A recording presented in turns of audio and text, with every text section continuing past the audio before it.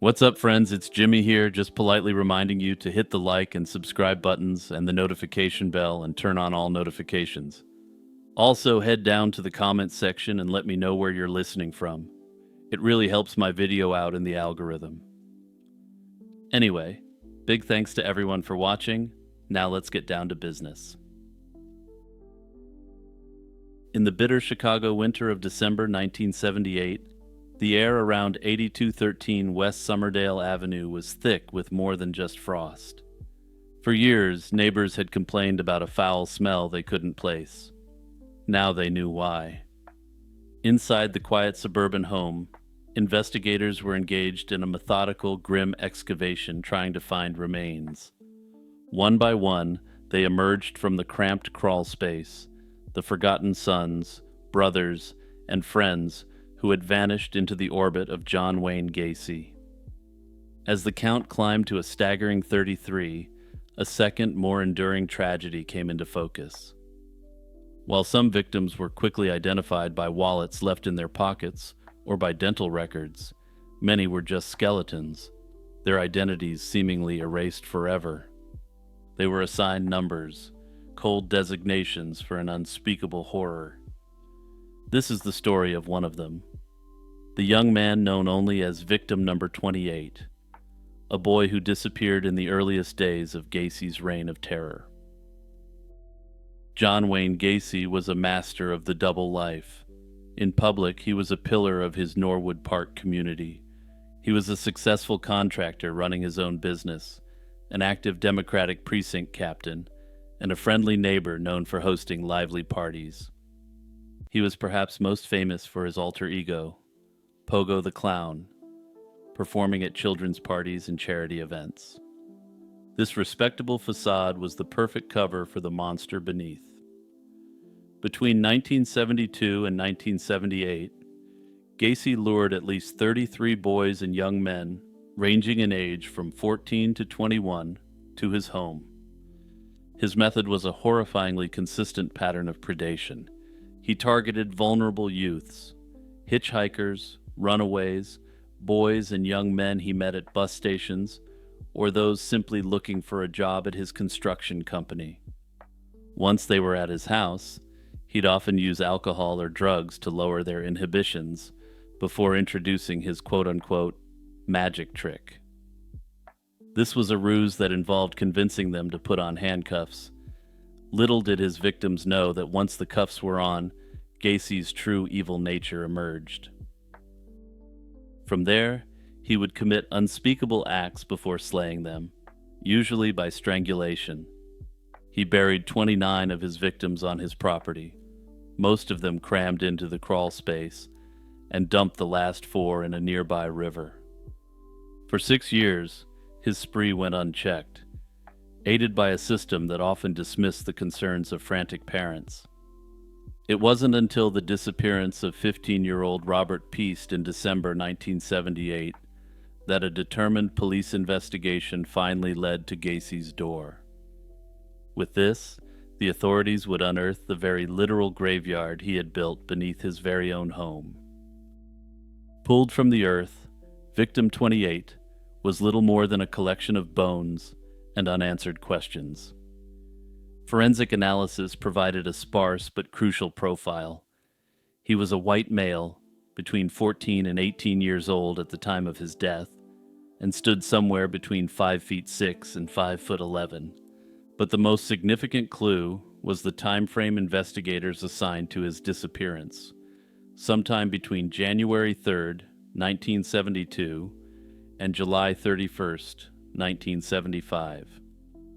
This places this slaying squarely in the nascent phase of Gacy's career as a predator. Gacy's first known slaying, that of 16-year-old Timothy McCoy, occurred on January 3rd, 1972. By the end of 1975, he had slain only 2 other known victims. The vast majority of his offenses, at least 30 of them, were committed after his second divorce in March 1976, when he was living alone and completely unconstrained. This early time frame is profoundly important because it means victim 28 was slain while Gacy was still married to and living with his second wife, Carol Hoff. She was aware of the terrible smell coming from the crawl space, a stench Gacy explained away as moisture from a sewer pipe, which he attempted to mask with layers of lime and concrete. This context suggests that the attack on victim 28 had to be carried out with a greater degree of stealth than Gacy's later, more frenzied slaughter. The victim was likely someone Gacy could plausibly bring home without raising suspicion. Some investigators believe he was a runaway that was offered a job with Gacy's contracting company, a profile that fits many of his victims. In the immediate aftermath of the discovery, identifying the victims was a monumental task limited by the technology of the era. Given the state of the remains, investigators relied heavily on dental records and matching X-ray records to old healed fractures on the bones. They also relied on personal effects found in Gacy's house that also led to names. But these methods were only as good as the records available, and for many families, such records were lost or non-existent. For decades, 8 of Gacy's victims remained nameless. Then, in 2011, the Cook County Sheriff reopened the cold case, determined to use modern science to finish the job his predecessors couldn't. Investigators exhumed the remains of the 8 unidentified victims to extract DNA. The effort yielded immediate, incredible results, and a number of the unknown victims were quickly identified. Unfortunately, victim 28 wasn't identified through this method, and his genetic information didn't match any known missing person reported. Synthesizing the evidence as we know it, there's a few things we can say about who this missing person was. Critically, it's almost certain he was never reported missing, or if he was, the report was lost to time or jurisdictional gaps. 2 primary theories have emerged from this. He could have been a local youth, estranged from his family due to the kind of dysfunction that might prevent a missing person report from being filed promptly, if at all. Or, like Gacy's first victim, Timothy McCoy, he could have been a traveler, a hitchhiker, or a runaway just passing through Chicago from another state. In a pre-digital world, connecting a boy who vanished in Illinois to a family searching for him in Ohio or California was a near impossible task. This young man's anonymity was his greatest vulnerability. While later victims had families who grew suspicious of Gacy and hounded the police, victim 28 disappeared without a ripple, making him the perfect prey from Gacy's perspective. In essence, his complete disconnect from any social safety net is the very reason his case remains one of the hardest to solve. The most recent breakthrough in the case came from a revolutionary new field, forensic genetic genealogy, which I believe I've mentioned on my channel once or twice. In 2021, this method was used to identify victim 5 as Francis Wayne Alexander, a young man from North Carolina who had recently moved to Chicago. The search for the identity of victim 28 and the 4 other nameless boys remains extremely important despite Gacy having been eliminated Old Yeller style in 1994. Identifying this victim, as well as the other 4, is a refusal to let one of history's worst serial predators have the final word. You're traveling alone on a dark, winding road, with only the rhythmic clopping of your horse's hooves for company. Suddenly, you hear another set of hoofbeats behind you, gaining fast. You urge your horse onward, but the sound grows louder, closer, an unnatural thunder in the quiet night. You risk a glance over your shoulder and see a towering figure on a powerful steed, matching your pace with terrifying ease. He's cloaked in shadow, but as he draws alongside you, you see the truth, a sight that freezes the blood in your veins. Where the rider's head should be, there is only an empty, ragged collar. This chilling figure, the Headless Horseman, is more than just the villain of a single ghost story.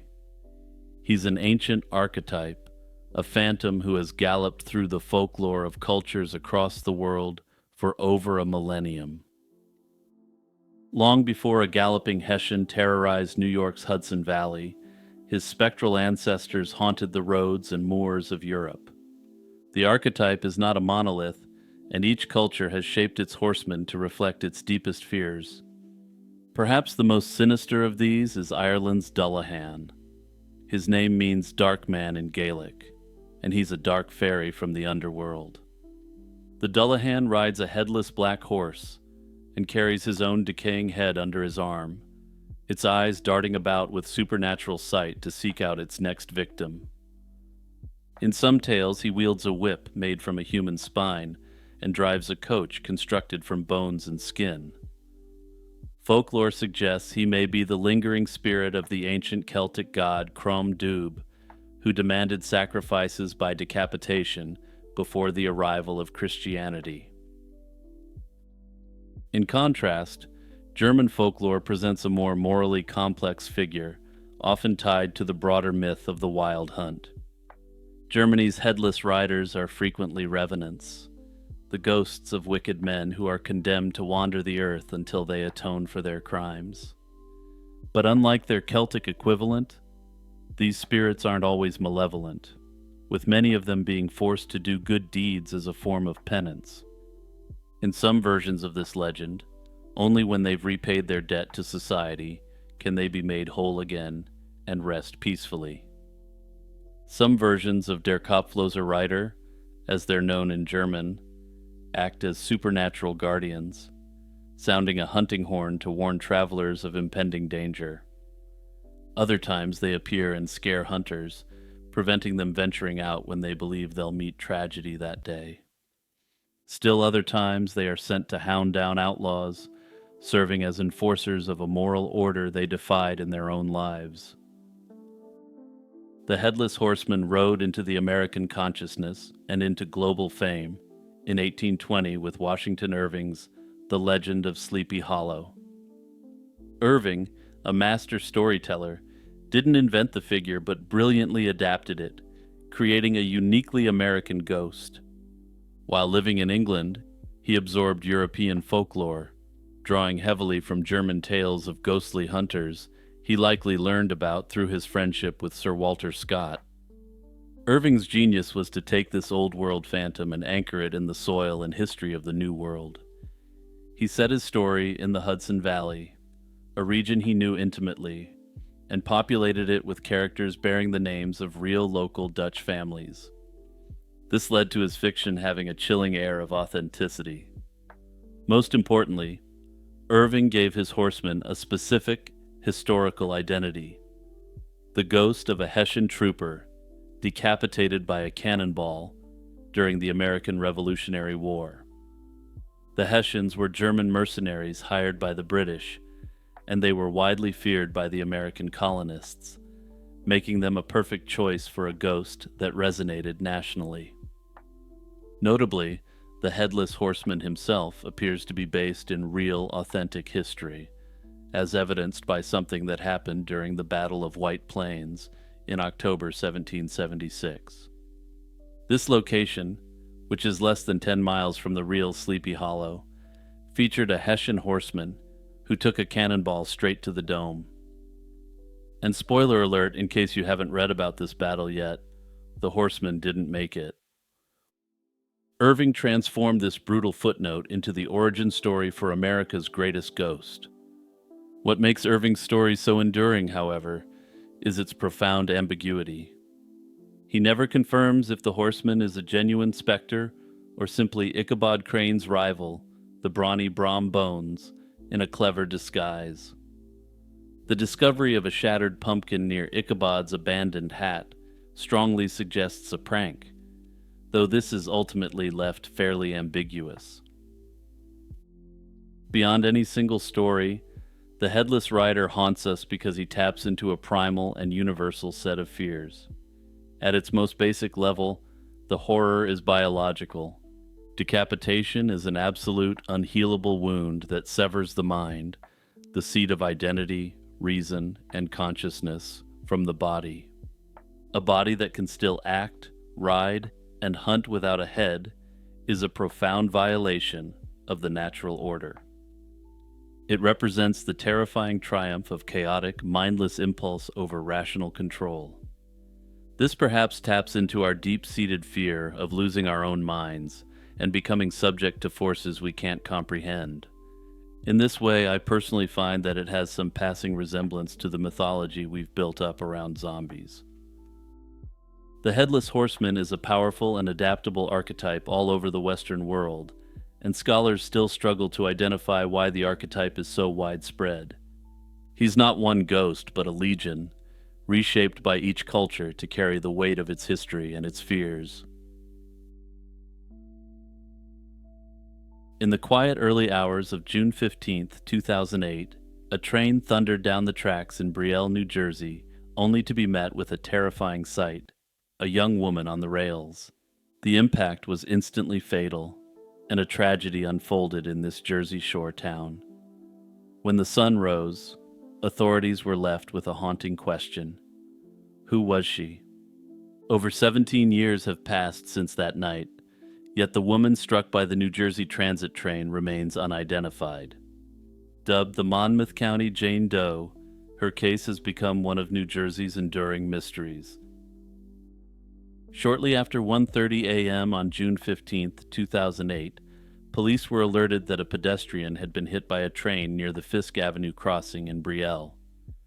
The location was just south of the Manasquan station, along a stretch of track bordering a residential area. The victim was pronounced dead at the scene, a white female with no identification on her. Investigators couldn't immediately determine if this was a horrific accident or whether the entire thing was intentional, as there were no witnesses aside from the train crew. What they did know was that the young woman's life had ended on the tracks that rainy night, and no one stepped forward to claim her in the aftermath.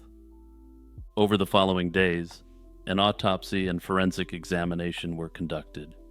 Despite the violent nature of the incident, the woman's face was completely recognizable, which gave hope that someone might identify her quickly. Authorities circulated sketches and descriptions to the public, hoping a friend or family member might recognize the young woman. Despite this, though, absolutely no one came forward. Investigators carefully documented the Jane Doe's physical characteristics and belongings, piecing together clues about her life. She was estimated to be somewhere between her late teens and late 20s. She stood about 5 feet 4 inches tall and weighed roughly 120 pounds, and had neck-length brown hair and blue-gray eyes. She also had a distinctive scar indicating that she underwent an appendectomy surgery. However, due to the extreme force of the collision, it wasn't clear whether there were other distinctive marks which were missed.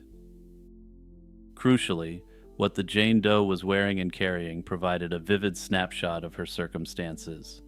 She was dressed in multiple layers, possibly for warmth, or possibly because she was homeless, or living a transient lifestyle. But more on that in a moment. Around her neck, she had a blue rosary-style bead necklace with a cross pendant, and on her wrist, she was wearing a wooden bracelet featuring images of Catholic saints. Unless this was a gift from a friend, this narrows down her identity somewhat. Most intriguingly, the Jane Doe had a brown tote bag with her, emblazoned with the words, New York. Inside this bag was an assortment of personal belongings, almost like a travel kit or a mobile wardrobe, which offers a poignant glimpse into her life. Personally, I think that based on the evidence as it stands, there's virtually no chance that she wasn't homeless. That said, I suppose she could have also been hitchhiking, but I don't think people really did that in 2008. But feel free to correct me if I'm wrong. She had no form of identification, no phone, no wallet on her, just these personal items. To investigators, this raised the likelihood that she was far from home and estranged from people who would immediately miss her. As of 2025, It's reported that the Monmouth County Jane Doe's case is undergoing forensic genetic genealogy testing. This means that unless she was adopted, the authorities should now be able to resolve her case in the near future and restore her identity. As for whether she did this act herself or whether she was a victim of an accident, this too also remains unsolved. Some have speculated that given that she was likely a practicing Catholic, that this may have been accidental, or at least staged by her to look accidental. It's not every day you see someone dancing in the middle of a freeway. Yet on one September afternoon in 1992, drivers in Port Hueneme, California encountered exactly that. A young woman twirling on a road's median as cars whizzed by. A concerned motorist stopped and took her to a nearby police station for help. There, the mystery deepened. The woman couldn't speak or understand the officers. She responded only with blank looks and gestures. She had no identification, only a bank receipt from San Diego that led nowhere. After hours of fruitless questioning, police had no choice but to release her back to the street. For all intents and purposes, this unidentified young woman was alone in the world, seemingly abandoned by whoever had once looked after her. Remarkably, the very next day, the same woman was found wandering again, looking just as confused. And I just realized I wrote remarkably in my script for perhaps one of the most unremarkable things to ever have occurred. What did they honestly think was going to happen to this woman by just tossing her out onto the street like that? This time, authorities placed her in a women's shelter rather than leaving her on her own. Shelter staff quickly realized she couldn't tell them her name or story. They were struck by how profoundly isolated her world was, since she could neither read, write, nor speak in any normal way. She relied on improvised sign-like motions and even scribbled gibberish when given a pen. A communication specialist was brought in and managed to get her to spell out something resembling Lucy. The name was spelled Luxci, which they pronounced as Lucy since it was the closest name they knew that looked vaguely like that. When shown these letters written down, the woman smiled and reacted with delight, so they began calling her that for lack of any other name. Over the next few weeks, patient efforts yielded a few fragments of Lucy's history. She indicated through gestures that she was 23 years old. She also signaled that she had arrived in California on an airplane and that she'd had a baby who was no longer with her. Doctors confirmed she had given birth not long before she was found, backing up her claim about a lost child. Staff observed that Lucy kept herself clean and followed basic daily routines, suggesting she had been cared for by someone until relatively recently. She even wore a ring with the letter S on it, possibly indicating the name of her missing baby. Despite these clues, however, extensive checks of missing person reports and databases found no one who matched Lucy's description. In early 1993, her plight was even featured on Unsolved Mysteries in hopes that a viewer might recognize her, but no useful leads emerged. It was as if she had appeared out of nowhere, with no paper trail or past anyone could find. By late 1992, with her identity still unknown, Lucy was moved to a residential home for developmentally disabled adults who needed full-time care. There, a startling discovery was made. Lucy wasn't actually fully deaf as had been believed. In one incident, a balloon popped and she visibly flinched, leading to formal hearing tests which showed she could hear relatively normally. Her muteness and strange communication were attributed instead to cognitive impairments and a lack of language development during childhood. Essentially, although she was in her 20s, she functioned at the level of a young child in terms of communication ability. This, along with the lack of records of her existence, paints the image of her having a child in an extremely sinister light. For a few months, Lucy stayed under supervised care. But in mid-1993, she ran away from the care home and vanished once again. That winter, in December 1993, a breakthrough of sorts occurred in an unlikely place, Cotati, a small town in Northern California. Police there found a mute, confused homeless woman sleeping on a sidewalk and realized it was Lucy, now nearly 400 miles from where she had first been discovered.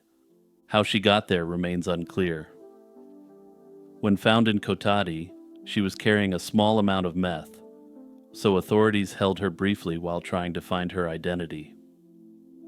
The renewed publicity led to many calls and tips from the public, yet still no one could positively identify her. Authorities marveled that someone so impaired could survive largely on her own. After being released from custody, Lucy slipped away again, disappearing from official records. In the years that followed, unconfirmed sightings of Lucy continued to surface. According to some local reports, she was seen around Ventura County, for example in Santa Paula, as late as 2014, living among homeless communities. Witnesses noted her habit of pushing a cart of belongings and communicating mostly with grunts or gestures. These accounts, however, were never verified, and officially the trail has gone cold.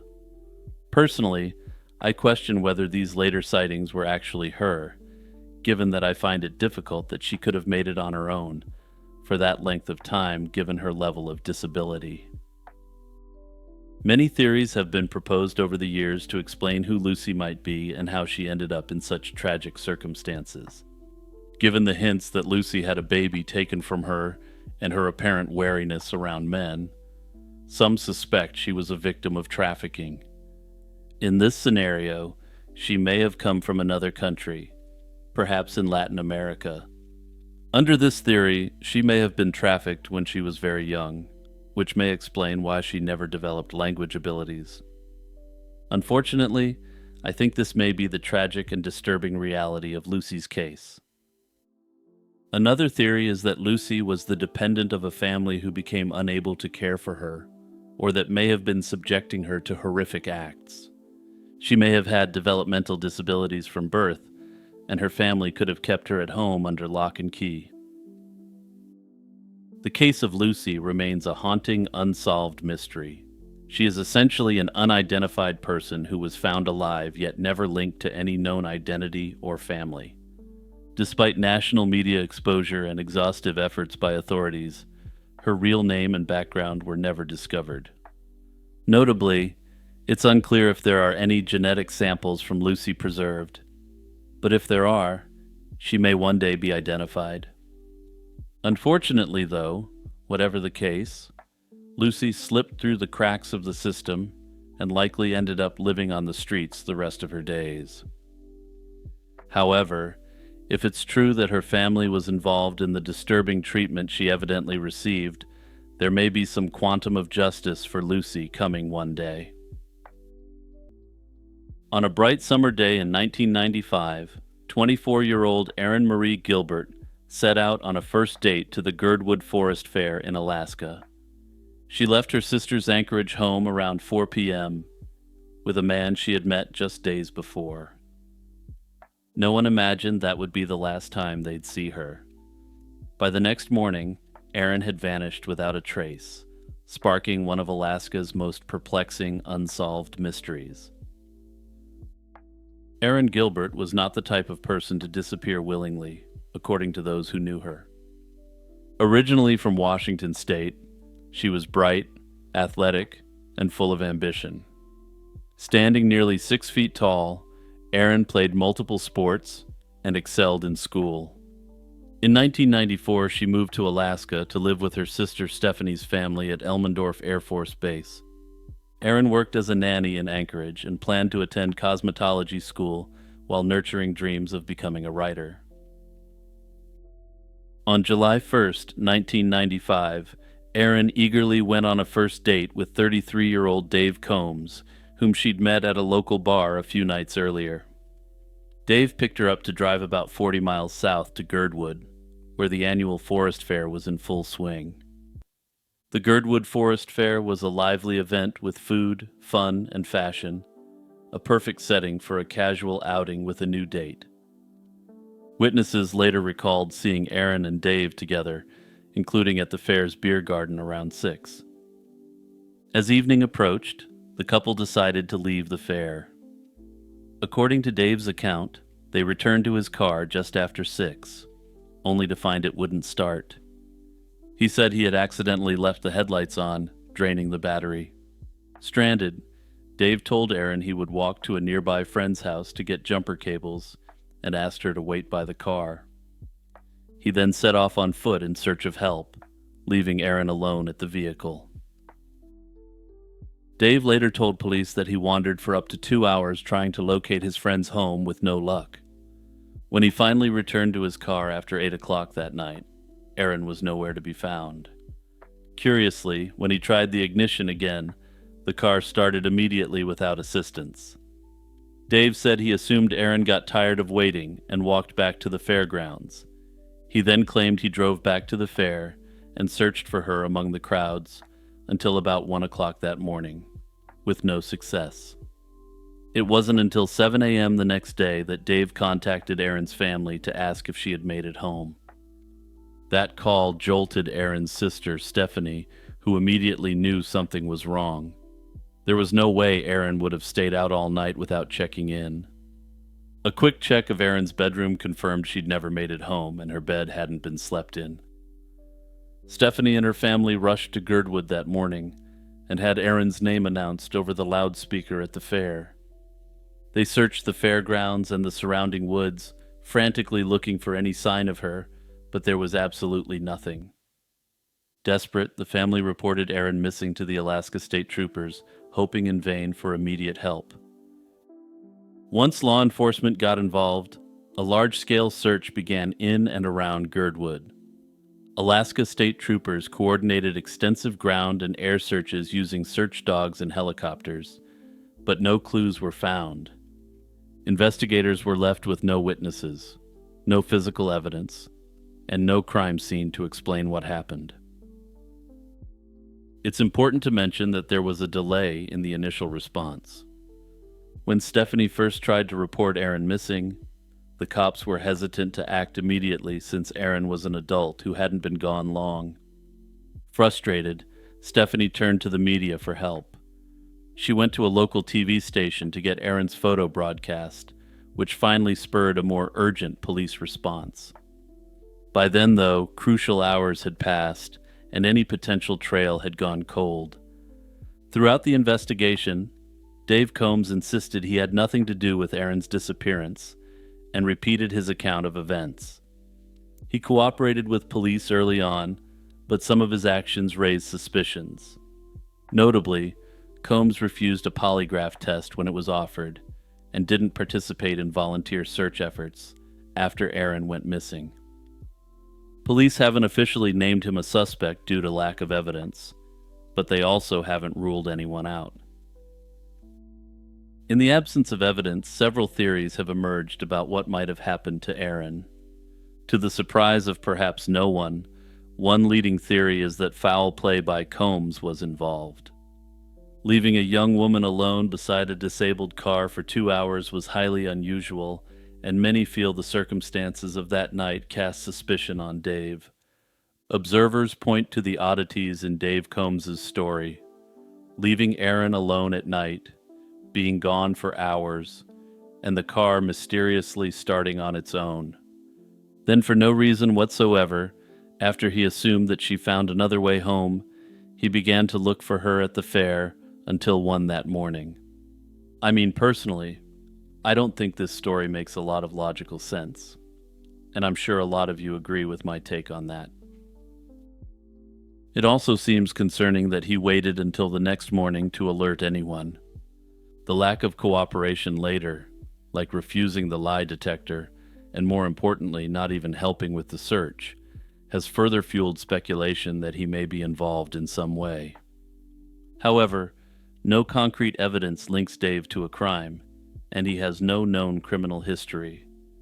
To date, Dave has never been charged or officially labeled a suspect in her disappearance. Another possibility is that Aaron fell victim to an unknown person in the area. Aaron was tall and fit, not someone who could be easily overpowered without a struggle, so any attacker might have relied on deception or a weapon. If she left the car to seek help or headed back toward the fair, she could have crossed paths with someone dangerous. The fair was crowded, and a predator could have seen an opportunity. Notably, there is at least one unconfirmed sighting of Aaron at the fairgrounds again that evening, which, if true, suggests that the focus on Dave may have been unwarranted. It's conceivable she accepted help from a stranger, or was lured away by someone she knew and believed she could trust. Some have also wondered if an accident could explain her disappearance. Girdwood is surrounded by dense forest and rugged terrain, and if Aaron wandered into the woods, she might have gotten lost or injured. That said, there's no evidence at all to indicate that she entered the woods, and there's no reason why she would do this anyway. Moreover, the search teams found absolutely no trace of her in the area, making this scenario less likely. Personally, I don't think this theory has any weight whatsoever, given what we know about her disappearance. And speaking of theories that shouldn't hold any weight, some have also questioned whether she just left and started a new life. There's absolutely zero evidence whatsoever to support this. Seriously, I feel like there's just one person out there that throws out this theory for every case, regardless of the facts every single time. As of now, the authorities are no closer to getting justice for Erin Gilbert than they were in 1995, and her case has become one of Alaska's most chilling unsolved mysteries. On a late spring evening in 2007, 18-year-old Angela Foxglove stepped out from her home in the remote village of Selawik, Alaska, and vanished without a trace. She had told people she planned to walk over 30 miles across open tundra to the neighboring village of Norvik to visit her boyfriend. It was a daunting journey. No roads connect the two settlements, only miles of wilderness, rivers, and wetlands. Angela left that night dressed in casual clothes, hardly ideal attire for a long trek. She never arrived in Norvik and has not been seen or heard from again since that night. Late May in northwest Alaska still brings extreme freezing temperatures after dark, lingering snowmelt, and swollen rivers from the spring thaw. As they say, when it's springtime in Alaska, it's 40 below. I'll just let that one sink in for a second. Anyone would be discouraged from walking between villages under such conditions due to the danger of hypothermia or getting lost, not to mention animal attacks. Why Angela was determined to set out alone remains unclear. Perhaps she underestimated the peril in her urgency to see her boyfriend, though as I'll discuss, this seems unlikely. Whatever her reasons, she ventured into the Arctic wild that night and never reached her destination, if she did in fact head where she was claiming. When Angela failed to show up in Norvik or return home the next day, her family grew alarmed. Alaska State Troopers opened a case by May 25, 2007, treating her case as an endangered missing persons investigation from the start. Volunteers from Selawik joined troopers in scouring the vast area between the two villages, searching by foot, boat, and air. Unfortunately, nothing was found, though given the distances involved, and the question of whether she actually undertook this journey, this may not be surprising. The investigation into Angela's disappearance continued quietly in the background. The cops interviewed residents in both Selawik and Norvik, hoping to piece together her last movements. Unfortunately, this is where we run into a bit of a wall, since there's been very little information released on this case. However, there are some details known. They confirmed that Angela never reached Norvik. Her boyfriend there never saw her that following morning, which meant whatever happened likely occurred in or near Selawik. No suspects or persons of interest were ever publicly identified, but the possibility of foul play most definitely wasn't ruled out. In 2022, a renewed focus arrived with the state's new initiative into missing and slain Indigenous people, particularly of young women and girls. Under this initiative, a task force was set up to take these crimes much more seriously and solve as many cold cases as possible. According to a 2022 article about the establishment of this investigative unit, Angela's case was made a top priority. As yet, though, this doesn't appear to have led to a breakthrough or really any new evidence being uncovered whatsoever. In the absence of evidence, several theories have emerged about Angela's fate. One possibility is that she did attempt the treacherous trek to Norvik and fell victim to the unforgiving environment. The terrain between the villages is largely empty wilderness dotted with bogs and cut by icy rivers. If Angela became lost or exhausted, exposure to near-freezing temperatures could have quickly led to hypothermia. A misstep into a frigid, fast-moving river during the spring thaw could have been fatal as well. In such a scenario, her remains might have been swept away by currents or concealed in remote wetlands, which would explain why extensive searches found nothing. Alaska's wilderness also harbors dangerous predators like bears. The Arctic is vast and harsh, and it's conceivable that a lone, well-prepared traveler could perish without a trace. Angela was unfortunately the opposite of well-prepared, despite having lived in the Arctic her entire life, which leads to the next theory, which I personally subscribe to. This theory is, of course, that foul play was involved, and some believe that Angela never actually left Selawik on her own. They believe she may have crossed paths with someone that night who intended to do her harm. The fact that not a single piece of evidence was found despite the thorough search lends weight to this idea. It's possible a perpetrator could have hidden any signs of a struggle and disposed of her body in that same vast wilderness that she may have disappeared into. The idea that Angela intended to walk 10 miles through Alaskan wilderness in the evening makes little sense when examined realistically. Angela wasn't dressed or equipped for such a journey. She wore casual clothing and carried no supplies, light source, or winter gear. The trip would have required numerous hours of continuous walking across open wilderness as daylight faded, which would be extremely dangerous for anyone. The sheer impracticality of the plan strongly suggests that she either never intended to make that trip, or something stopped her long before she could. That said, we don't have any idea about why she wanted to undertake this journey so urgently, which means she may have been facing an even greater danger where she was. If she was facing some issue in her own community, this apparently irrational journey may have actually been a last resort to escape whatever threat she was facing. On the crisp autumn afternoon of October 1st, 1919, America turned its gaze to Cincinnati's Redland Field. The World Series was set to begin, pitting the powerhouse Chicago White Sox, a team some considered among the greatest ever assembled, against the underdog Cincinnati Reds. The White Sox were such overwhelming favorites that finding anyone willing to bet against them was a fool's errand. On the mound for Chicago stood Eddie Cicotte, the team's ace, a brilliant pitcher coming off a spectacular season.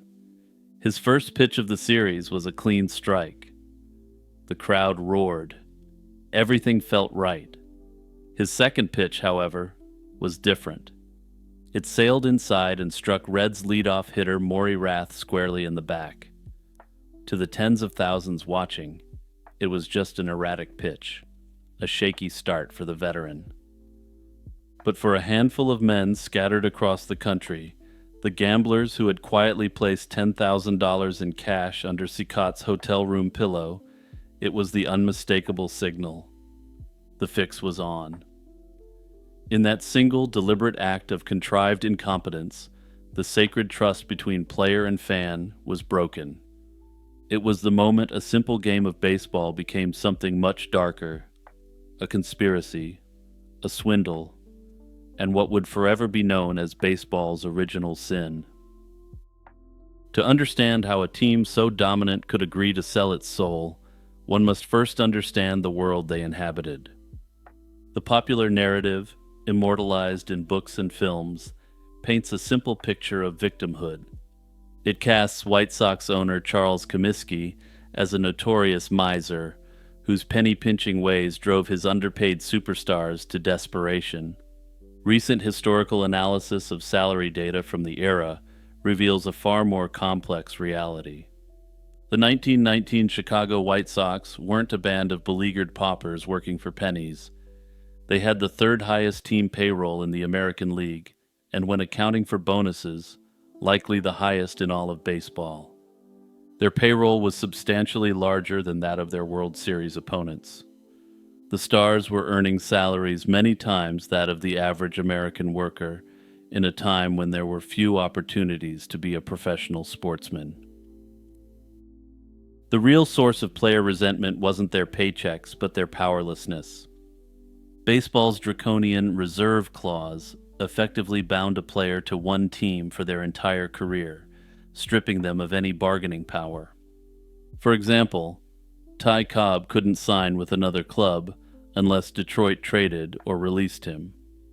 He simply had zero agency in the matter. Simply put, baseball players were highly paid assets, but assets nonetheless, unable to test their value on an open market. This systemic lack of agency fostered a deep-seated cynicism toward owners like Comiskey, who became symbols of this absolute control. This frustration simmered in a culture where the lines between baseball and betting were almost non-existent. Fans openly placed bets in the grandstands on everything from the final score to what the result of the next pitch would be. Players themselves frequently bet on games, and their casual association with gamblers blurred ethical boundaries, and the earliest match-fixing scandals went back decades. Contrary to the myth of predatory gamblers luring innocent players into a trap, the plot to throw the 1919 World Series was born from within the White Sox clubhouse. The consensus among historians is that the players themselves were the instigators. The undisputed ringleader was first baseman Chick Gandil, a tough, hard-nosed player with deep connections to the gambling underworld. Alongside ace pitcher Eddie Saccott, who was reportedly worried about his financial future and his aging arm, Gandil hatched the scheme. He approached his underworld contacts with a stunning proposal. The World Series was for sale. Gandil and Saccott became the architects, recruiting teammates from their faction within the divided locker room. They brought in key players like pitcher Lefty Williams and shortstop Charles Risberg. Oscar Felsch and third baseman Buck Weaver were present at the meetings, though Weaver would insist he wanted no part of the final deal. Others would find other ways to enter into the conspiracy. For instance, utility infielder Fred McMullen wasn't even invited. In a move out of Crusader Kings, he forced his way into the plot after overhearing the conspirators and threatening to expose them if he wasn't given a cut. The involvement of the team's biggest star is one of the biggest mysteries surrounding this scandal. The extent of Shoeless Joe Jackson's part in the plot remains the most hotly debated piece of the puzzle to this day. He admitted to taking money to fix the game, but then double-crossed the gamblers and went out and tried his best. His performance during the World Series was absolutely stellar, leading many modern scholars to believe he was running a grift on the scammers. Basically, he put on a world-class game of baseball over the course of 8 games, despite accepting a fat stack of bills to be in on the fix. The conspiracy was messy from the start, involving at least 2 separate and competing syndicates of gamblers. Gandil's primary contact was Boston bookie Joseph Sullivan. Simultaneously, a former ballplayer named Bill Burns and his partner Billy Maharg were organizing their own financing. Both groups quickly realized they needed a massive bankroll to pay the players their promised $100,000 fee. That led them all to one man, Arnold Rothstein, the most powerful and notorious underworld financier in New York. Rothstein was a criminal mastermind, the inspiration for fictional characters like Meyer Wolfsheim in The Great Gatsby. He initially turned down the offer but was eventually persuaded, likely seeing an opportunity for a foolproof score. Rothstein, however, was far too clever to deal with the players directly. He operated through layers of insulation, using associates as intermediaries. This calculated distance ensured that while he would profit immensely from the fix, his name would never be directly tied to the dirty work. When the scheme eventually imploded, this structure allowed Rothstein to walk away untouched, while the players took the fall. The exact level of involvement of this underworld kingpin remains a matter of debate, given how adept he was at covering his tracks, and how tightly his lips were sealed.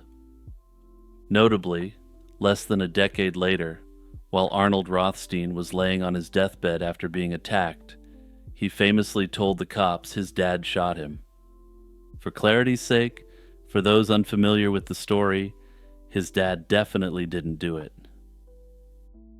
The fix began to unravel almost as soon as it started. After Eddie Saccott's signal in Game 1, he proceeded to pitch abysmally.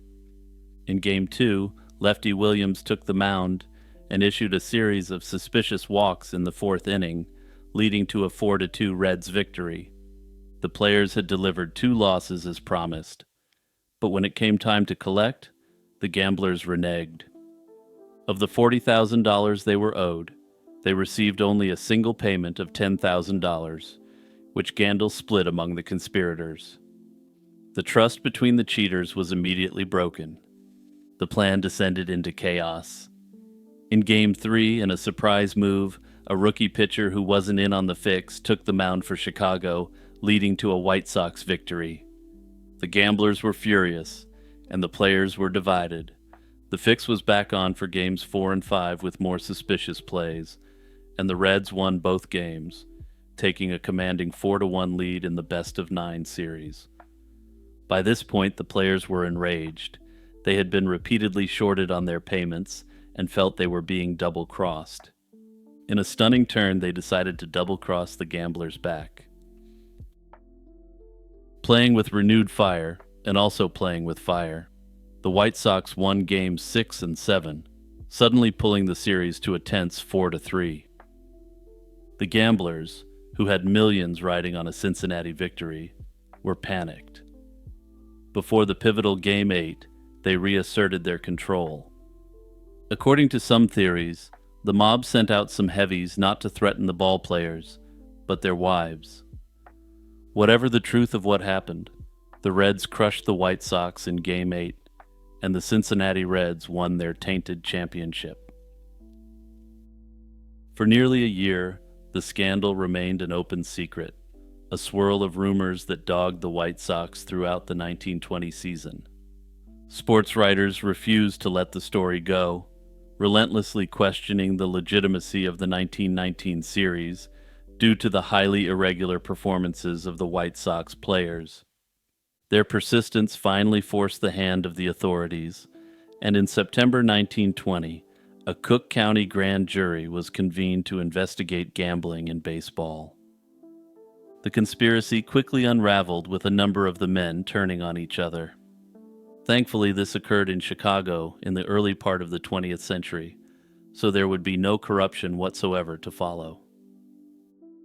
The subsequent trial in the summer of 1921 was, by all accounts, as conventional as the 1919 World Series itself. The prosecution's most crucial evidence, the signed confessions of 3 of the players, had mysteriously vanished from the courthouse files. Years later, they would reportedly reappear in the possession of Comiskey's personal lawyer. What a strange coincidence, right? Truly baffling. Without the confessions, and with key witnesses recanting, the state's case fell apart. The jury, seemingly enamored with the celebrity athletes before them, took less than 3 hours to acquit all defendants on all charges on August 2nd, 1921. The players were carried from the courtroom on the shoulders of jubilant fans. Their celebration lasted less than 24 hours. The verdict had terrified baseball's owners, who saw the public's faith in their product evaporating. To save the game, they had already made a radical move, hiring federal judge Kennesaw Mountain Landis as baseball's first ever commissioner and granting him absolute power.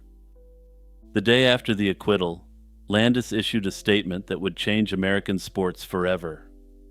He declared that the jury's verdict was irrelevant, and he invoked his absolute authority to protect the integrity of the game. The 8 men involved in the Black Sox scandal were banned for life, though in a bizarre turn of events, in 2025 the decision was reversed. Shoeless Joe Jackson, who would be almost 150 years old now, is once again eligible to play ball. On a warm night in early August 2006, a black Pontiac Grand Prix sat abandoned along an East Texas highway near Longview, its driver nowhere in sight. The car's door was left ajar and the keys were missing, but there were no footprints, only an eerie absence. It belonged to 23-year-old Brandy Wells, who had vanished days earlier after an uncharacteristic night out alone. The unsettling discovery of Brandy's vehicle, out of gas on the roadside just shy of an exit, marked the start of a haunting mystery that remains unsolved to this day. Brandy had recently moved back to East Texas to enroll in community college and was about to start a new job, hoping to fulfill her dream of becoming a teacher. On the evening of August 2nd, 2006, she decided to celebrate with a night at Graham Central Station, a popular nightclub in Longview. When her sister and friends couldn't join her, Brandy went to the club alone. Tragically, she never made it home. Brandy arrived at the club around 10:30 that evening, after getting lost and calling for directions. By then, her gas tank was nearly empty, and witnesses recall that she asked other patrons for a few dollars of gas money at the club. Surveillance footage later showed Brandy leaving around 12:30 a.m. by herself. Club staff noted she had only 1 or 2 drinks and didn't appear intoxicated when she walked out. That said, of course, they have an incentive to say that the woman who was walking around asking for gas money seemed sober, because of the potential civil liability implications. Those early morning hours of August 3rd, 2006, were the last time anyone saw Brandy Wells alive. When Brandy didn't come home the next day, her mother reported her missing on August 4th. On August 6th, a passing motorist noticed an abandoned black Pontiac Grand Prix on the shoulder of Interstate 20 outside Longview and called it in. It turned out to be Brandy's car. Police searched around the vehicle with sniffer dogs and officers on foot, but found no trace of Brandy or any sign of a struggle. Inside the car, they discovered a drink napkin with a man's name and phone number scribbled on it. Investigators traced the name to a man who admitted he'd met Brandy at the club that night. He said he offered to buy her a drink, but Brandy had only asked for gas money before they parted ways. After confirming his story, police cleared this individual of any involvement. The napkin lead ultimately went nowhere, leaving the abandoned car as the only piece of physical evidence. Despite extensive official and volunteer searches in the area, no further trace of Brandy was found at all in the weeks following her disappearance. Brandy's Pontiac was left in a way that raised many questions. It was parked at an odd angle about 400 yards from the highway exit she would have taken toward her mother's home. The car had run completely out of gas, and a plastic fuel can was found in the trunk, one that Brandy's family says she never carried.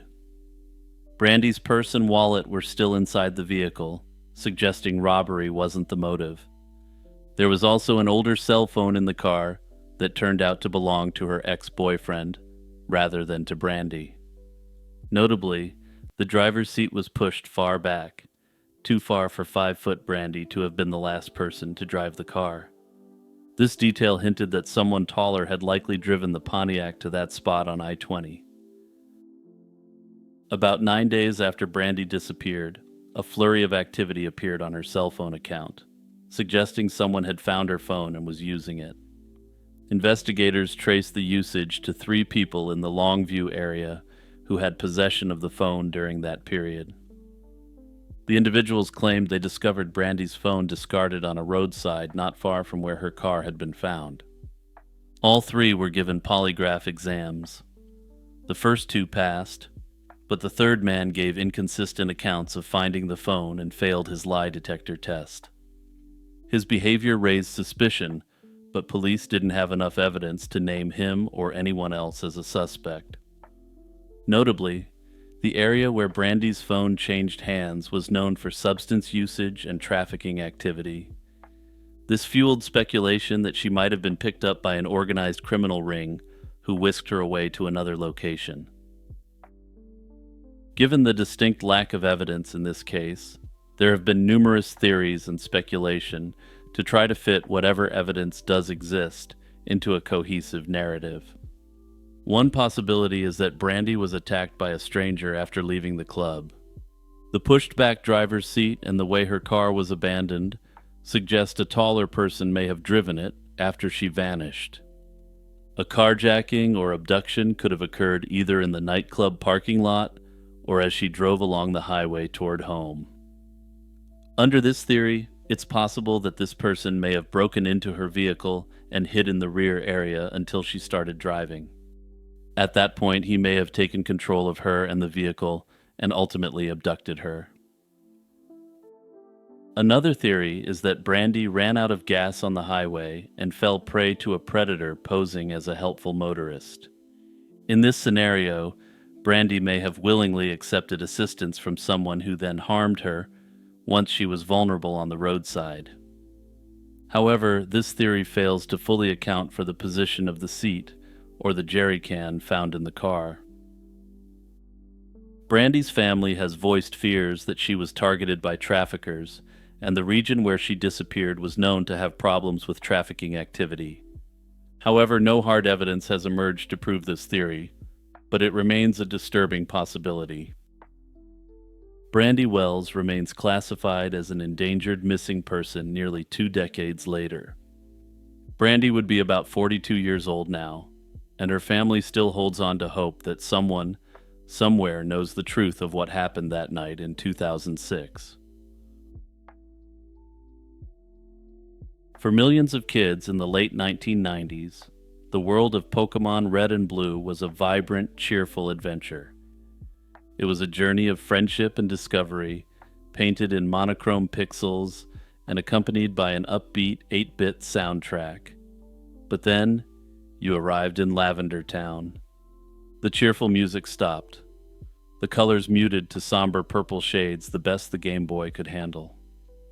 The town wasn't a place of challenge or excitement. It was a giant cemetery, a place where characters spoke of loss and the spirits of departed Pokémon. And underneath it all was the music, a jarring, atonal, and deeply unsettling theme that felt utterly alien to the rest of the game. This sensory shift was so profound that it left a scar on a generation of players, creating a psychological foundation for one of the internet's most enduring ghost stories. Lavender Town Syndrome isn't just a simple hoax to be debunked. It's a complex cultural artifact that reveals how digital folklore is born and how collective anxiety can morph into an accepted narrative. From there, it can, in essence, become functionally real, as adults who played subsequently quote-unquote remember suffering from this strange condition back in the day. The story first appeared on the internet around 2010, appearing on anonymous forums like 4chan. It was presented as a dark, forgotten chapter of video game history. The core narrative was chillingly specific. Shortly after the 1996 release of Pokémon Red and Green in Japan, a wave of unexplained illnesses swept through children. Also, as I was editing, I realized that this wording may be somewhat confusing. Pokémon Green was changed to Pokémon Blue for the North American release. The alleged symptoms began with headaches, nosebleeds, and severe irritability, but soon escalated into violent outbursts. In the darkest twist, over 100 children would choose to jump from the top of their apartment buildings. The story provided a culprit, the original, unaltered theme music for Lavender Town. According to the legend, this version of the track contained a combination of high-frequency tones and binaural beats that were inaudible to adults. However, these same beats were damaging to the developing ears and minds of children. To make the tale more convincing, it claimed that a distraught Nintendo employee had leaked an internal report that officially named the phenomenon Lavender Town Syndrome. The anonymous, collaborative nature of the internet acted as an incubator for the legend. Users began adding layers of fabricated evidence to make the story more believable. Doctored spectrograms of the audio track appeared, claiming to show hidden images of ghost Pokemon. American, Canadian, and Western European users began to post their own weird experiences they remembered from childhood. While the initial posters were likely in on the joke, so to speak, when it went viral, it's believed that some people began to believe they may have actually suffered from this. The central claim of the legend, the event among Japanese children in 1996, is demonstrably false. A review of public health records and historical health statistics from Japan reveals no such spike. Notably, there are no credible media reports, police records, or official statements from Nintendo from that period that even hint at such a catastrophe. However, the legend's incredible staying power isn't rooted in pure fiction. It's anchored to a real, widely reported, and genuinely frightening event known as the Pokemon Shock. On December 16, 1997, an episode of the Pokemon anime titled Electric Soldier Porygon aired in Japan. 20 minutes into the episode, a scene depicted an explosion using rapid, alternating red and blue strobe lights, flashing at a frequency of about 12 Hz. The effect was devastating. The intense visual stimulus triggered photosensitive epileptic seizures in hundreds of viewers across the country. Official reports confirmed that 685 children were taken to hospitals by ambulance, suffering from convulsions, temporary blindness, and loss of consciousness. Thousands more reported milder symptoms like dizziness and nausea. The aftermath was swift and decisive. The episode was banned, and the anime was pulled from Japanese airwaves for a 4-month hiatus. This very real incident cemented a powerful idea in the public consciousness. Pokemon media could, under the right circumstances, cause real, widespread physical harm to children. This event was widely reported in North American video game magazines in the 90s, creating the hazy memories of these effects in the minds of the young readers. Even without the legend, the Lavender Town theme is genuinely unnerving, a masterpiece of musical unease composed by Junichi Masuda. Using the limited 4-channel sound of the original Game Boy, the track creates a jarring soundscape. Music theory analysis reveals a composition filled with dissonance, atonal notes, and the use of the tritone. It's an interval so unsettling it was historically dubbed Diabolus in Musica, or the devil in music. A high-pitched, repetitive 4-note sequence clashes with the underlying harmony, creating a disorienting and stressful auditory experience. In essence, this piece of music is intentionally designed to make the player feel anxious and out of place. Lavender Town Syndrome is a quintessential creepypasta, a term born from the internet slang copypasta, which describes blocks of text copied and pasted across forums. If you're not familiar with the term creepypasta, you're almost certainly familiar with Slender Man, a creepypasta which was born on the then highly influential Something Awful forum.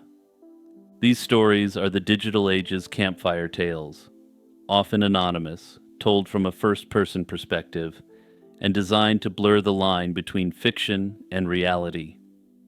The genre's popularity peaked around 2010, precisely when the Lavender Town story went viral. Ultimately, the enduring power of Lavender Town syndrome lies in its masterful manipulation of nostalgia. Nostalgia is a deeply unifying emotion, connecting us to our past and reinforcing our sense of self. For an entire generation, Pokemon is a cornerstone of that nostalgic identity, representing a time of perceived innocence and safety. Horror as a genre thrives on violating such safe spaces, twisting symbols from childhood like animatronics, stuffed animals, or clowns into sources of terror. The Lavender Town creepypasta infects this pristine memory from childhood when the player arrived in a jarring location in an otherwise cozy, comfy video game. The most interesting mystery, however, is why people who likely didn't experience any of the symptoms associated with the creepypasta later remember that they did.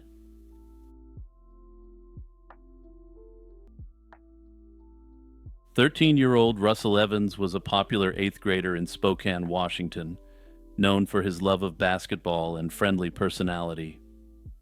On the night of June 3rd, 1989, he spent time hanging out with friends at a local park in Spokane's South Hill neighborhood. In the early hours of June 4th, Russell was found gravely injured on a residential roadway near his home after what appeared to be a hit-and-run incident. He was barely conscious and repeatedly calling out the name Brian as passers-by quickly rushed to assist him. Russell was taken to Sacred Heart Hospital around 1:30 a.m., but despite emergency surgery and hours of effort, he succumbed to his injuries later that morning. His unexplained death would spark a years-long quest for answers. On June 3rd, 1989, a few hours before the tragedy, Russell and his best friend Aaron were at Thornton Murphy Park, enjoying a typical weekend evening. The mood shifted when two older teenagers, unfamiliar to Russell and Aaron, approached and began harassing Aaron's girlfriend, allegedly trying to give her a phone number. An argument erupted, nearly turning physical until Russell intervened to defend his friend.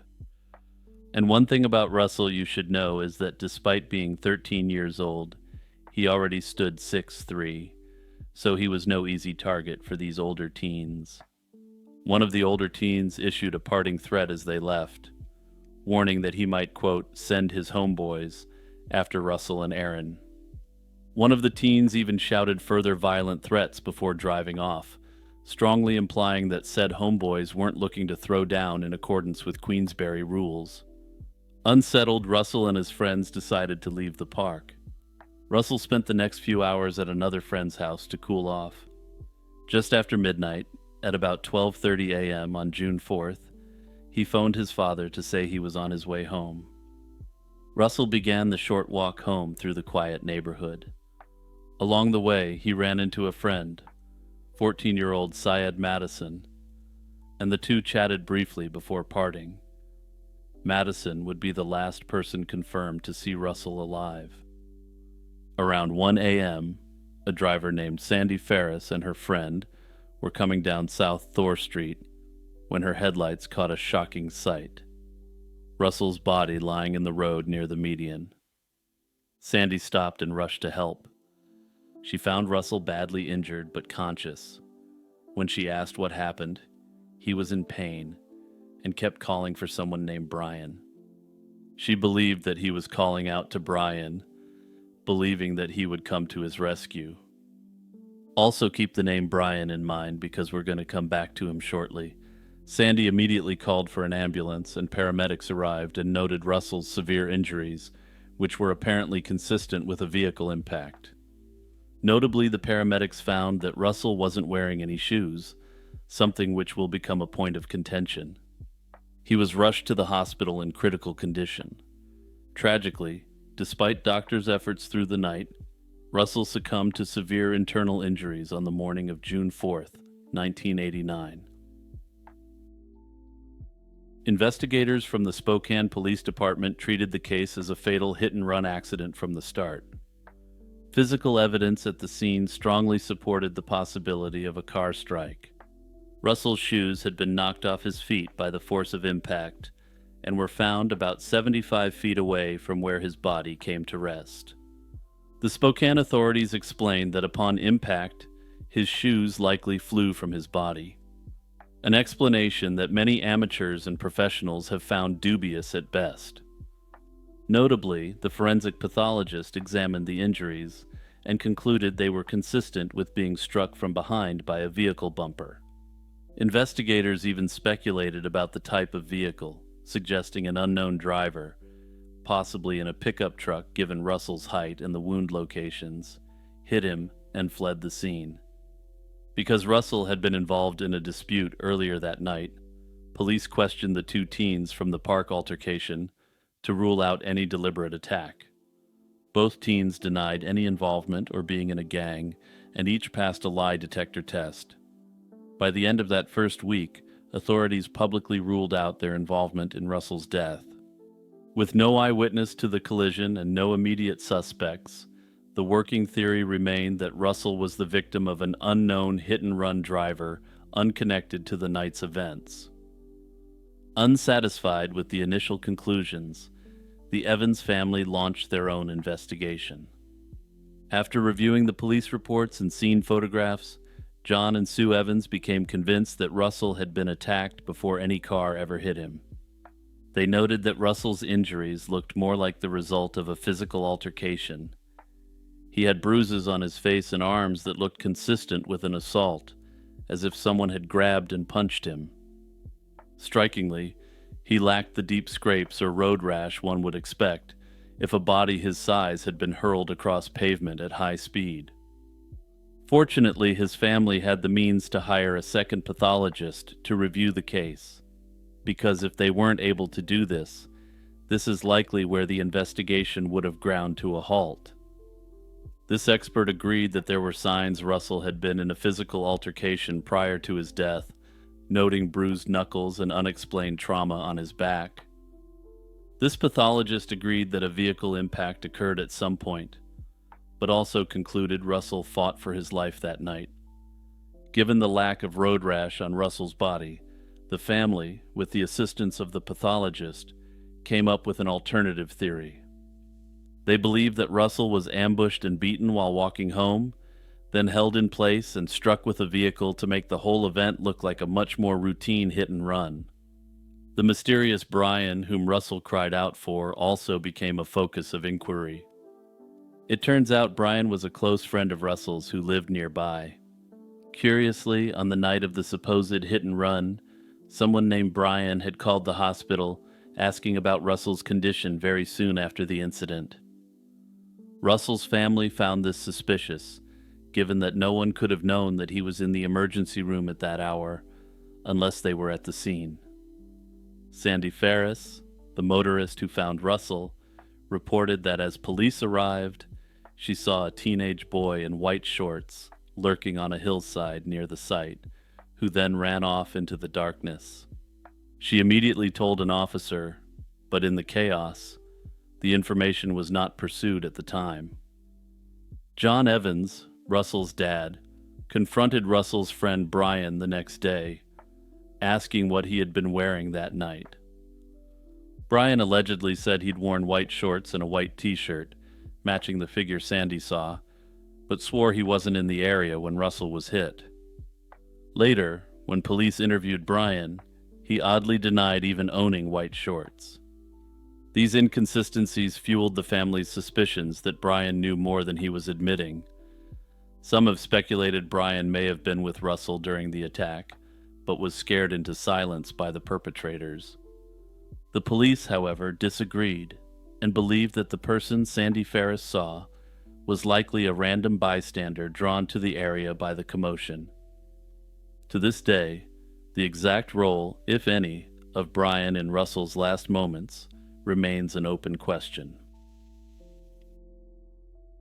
By late 1989, despite the Evans family's pleas, Spokane police maintained there was insufficient proof of foul play, and the case began to turn cold.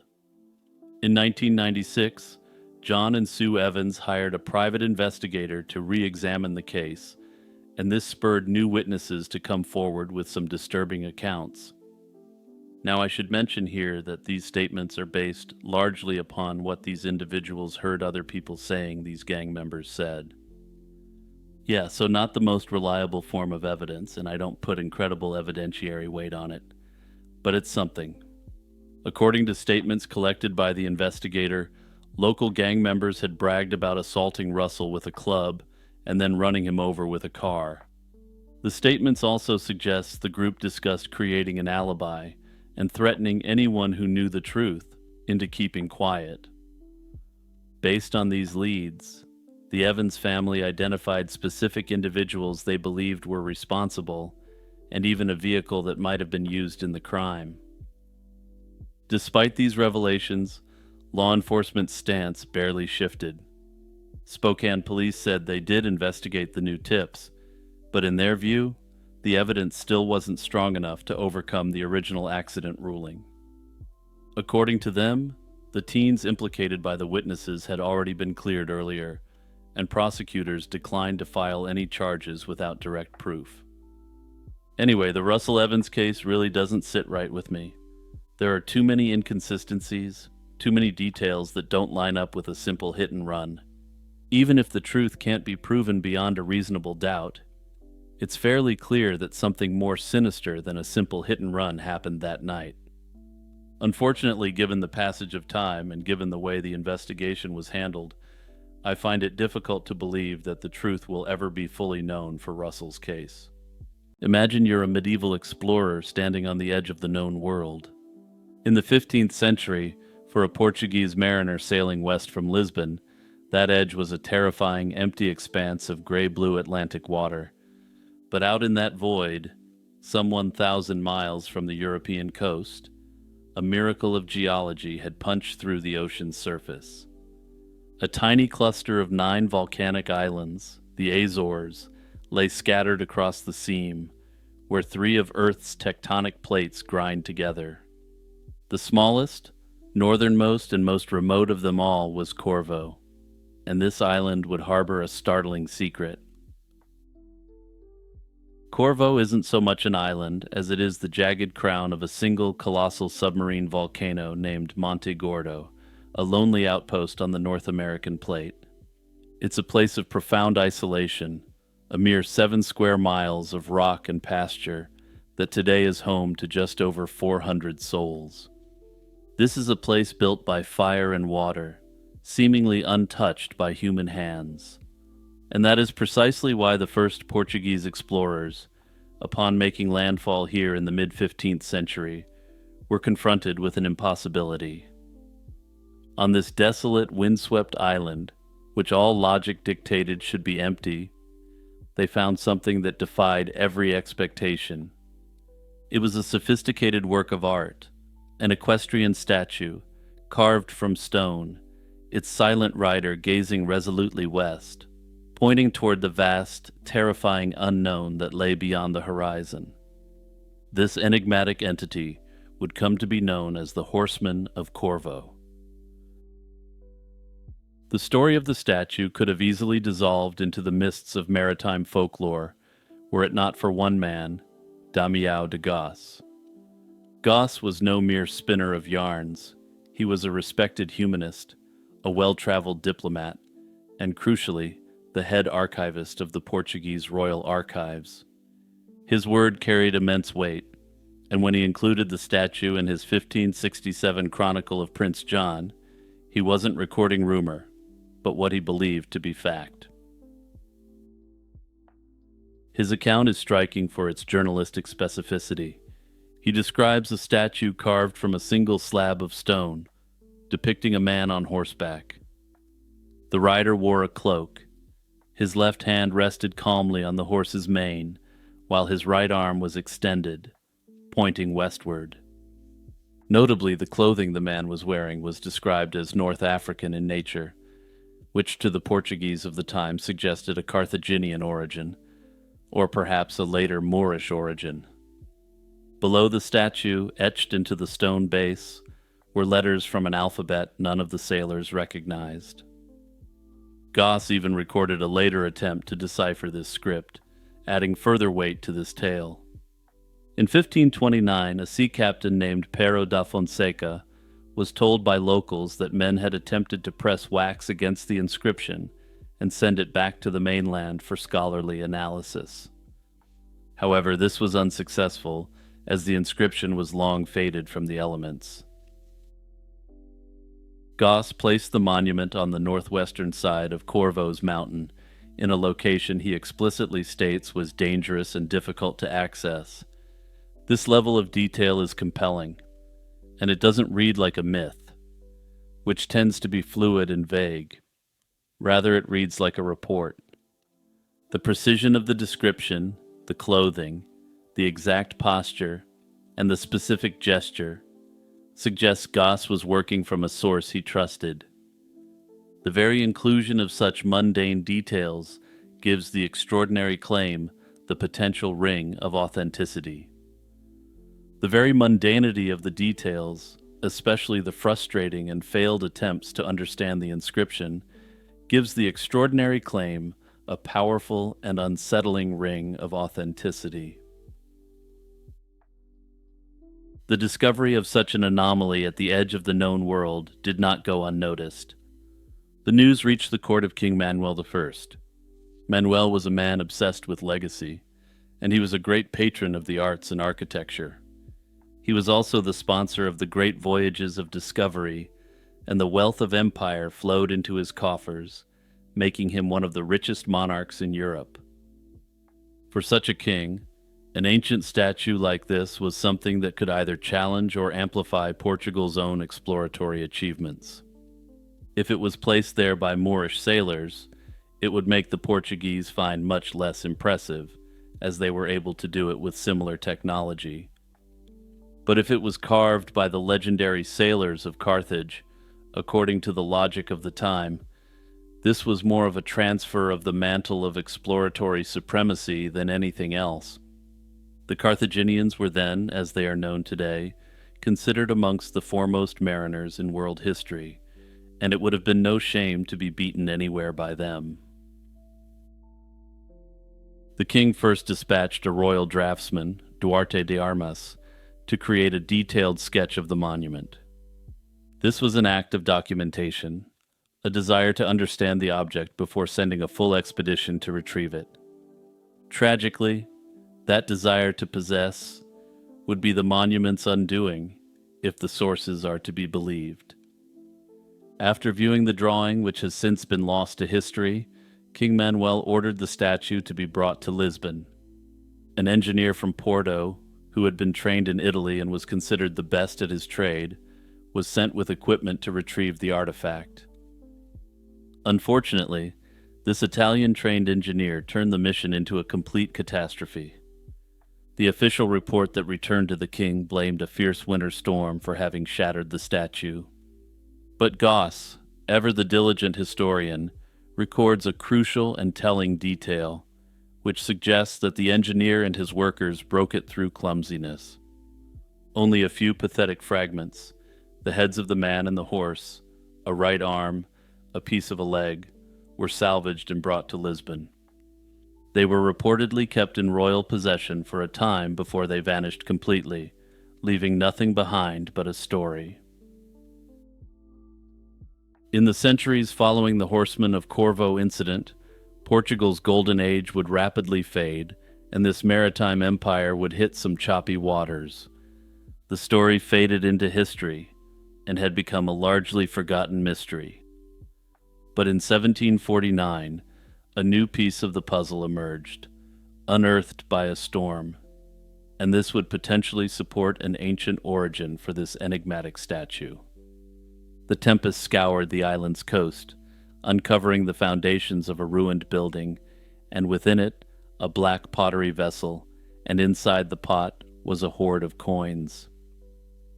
These coins eventually made their way to an academic who identified them as Carthaginian and Greek, and dated them to approximately 200 BC.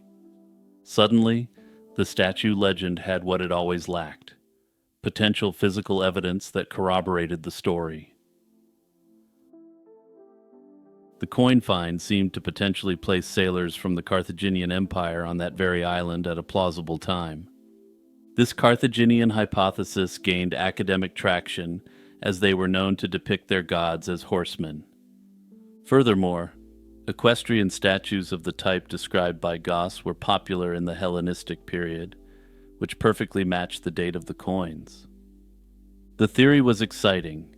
The statue was a religious monument, or a territorial marker, left by ancient mariners who had pushed far out into the Atlantic centuries before Columbus. Unfortunately, however, these coins, like seemingly everything in this mysterious historical story, have been lost to time as well.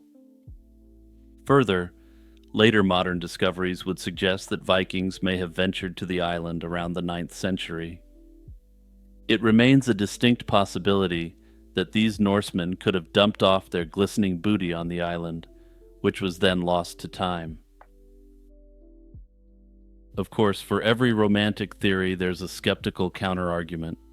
The most straightforward is that the statue never existed as a man-made object at all. Corvo is a volcanic island, littered with dramatic basalt formations. Skeptics argue that the so-called statue was likely a natural rock formation that, when viewed from a distance at sea, had the superficial appearance of a horse and rider. To a 15th century sailor, steeped in a world of myth and marvels, it's easy to imagine how such a geological curiosity could be interpreted as a deliberate sculpture. From there, as the island, which was previously completely uninhabited, was settled, the locals may have simply accepted this initial finding. Notably, some scholars have pointed to maps at the time which included figures with outstretched arms around the approximate location of the Azores. These were included not as legitimate markers, but as a "here be dragons" point on the map.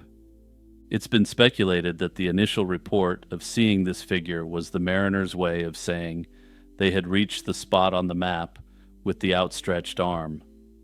The theory suggests that this abstract symbol on a map may have been misinterpreted over the years, until chroniclers believed it represented a real, physical statue on an island. In this view, the legend was born not on the rocky cliffs of Corvo, but on the vellum of a cartographer's workshop, and over time, a rock structure was associated with the statue. For most of modern history, the debate remained at this impasse, and this is where we are right now. On one side was the highly credible, detailed account from a respected chronicler, which some scholars insist cannot be simply dismissed as a fairy tale. On the other was the complete and utter lack of any direct archaeological proof. Without the statue, the inscription, or even the drawing or the coins, most mainstream historians filed the story under unproven legend. Picture an ocean so vast and terrifying that it was known as the Sea of Darkness throughout the medieval Islamic world. To the medieval mind, this was the Atlantic, a churning, fog-shrouded void at the edge of the known world. While scholars in Baghdad or Damascus might write of the Atlantic with a sense of distant dread, for the people of Al-Andalus, it was totally different. It was their western frontier, a source of livelihood for fishermen, a trade route for acquiring tin from Britain, and a battleground where their navies clashed with Viking raiders. The Sea of Darkness was, for them, a familiar, if formidable, neighbor. It's from this world that a once popular, but now virtually unknown story of a pre-Columbian transatlantic voyage emerged. The tale concerns a man named Kashkash ibn Sa'id ibn Asawad, a Moorish navigator from the vibrant heart of Al-Andalus. In the year 889, Kashkash allegedly gathered a crew of young men, provisioned a ship, and steered it west, directly into the heart of the unknown ocean. More astonishingly, the story claims that after a long time, he returned. This single fleeting account raises the question of whether this navigator from Iberia crossed the Atlantic in the 9th century, 600 years before Columbus. To understand if a voyage like Kashkash's was even possible, we have to look at the world he came from. Ninth century Al-Andalus was one of the most advanced societies in the world. Its capital, Cordoba, was a sprawling metropolis known as the ornament of the world, a beacon of learning and culture. Cordoba was a city of paved streets, public baths, and magnificent libraries, most famously the library of Caliph al-Hakam II, which reportedly held hundreds of thousands of volumes. This was a place where Muslim, Jewish, and Christian scholars collaborated, translating and building upon the great scientific and philosophical works of the ancient world. This intense intellectual curiosity, this drive to map the world and understand its mechanics, provided a powerful motive for exploration. This motive was matched by sophisticated means. Andalusian maritime technology was state-of-the-art. Sailors had perfected navigational instruments like the astrolabe, a device inherited from the Greeks that could determine latitude by measuring the altitude of stars. They also developed tools like the kamal, an Arab invention from the late 9th century, specifically designed for celestial navigation at sea. Their ships were advanced, often featuring triangular sails that allowed them to tack against the wind far more effectively than the square-rigged vessels common elsewhere. Shipbuilders were also moving toward more advanced hulls, where planks were fitted edge to edge over a frame, creating sleeker, more maneuverable ships. However, that said, these ships were still a far cry from the ships Columbus would sail across the Atlantic over half a millennium later. This technological prowess was also hardened by an arms race. Al-Andalus was under constant threat from Viking raiders. The entire story of Cash rests on a single paragraph in a monumental work of history and geography, The Meadows of Gold and Mines of Gems. Its author was Abu al-Masudi, a brilliant and widely traveled scholar of the 10th century. His work blended together documented history with geography, social commentary, and compelling anecdotes and folklore. In a section discussing the Atlantic, Al-Masudi reports that adventurers have braved the ocean, some perishing and others returning. He then provides a specific example. He identifies a man named Cash, an inhabitant of Cordoba, who assembled a group of young men from his city and embarked on a voyage. He specifies that the expedition set sail from the port of what is now Palos de la Frontera. In a somewhat bizarre historical twist, and one that supporters of the plausibility of this mention, is that this is the very same port Columbus would later use. After a long absence, the crew returned with a ship loaded with fabulous booty, and he told of a place that translates from Arabic as unknown land. He then specified that this is a common story told in Andalusia, and says that everyone there, regardless of their religion or background, knows about this story.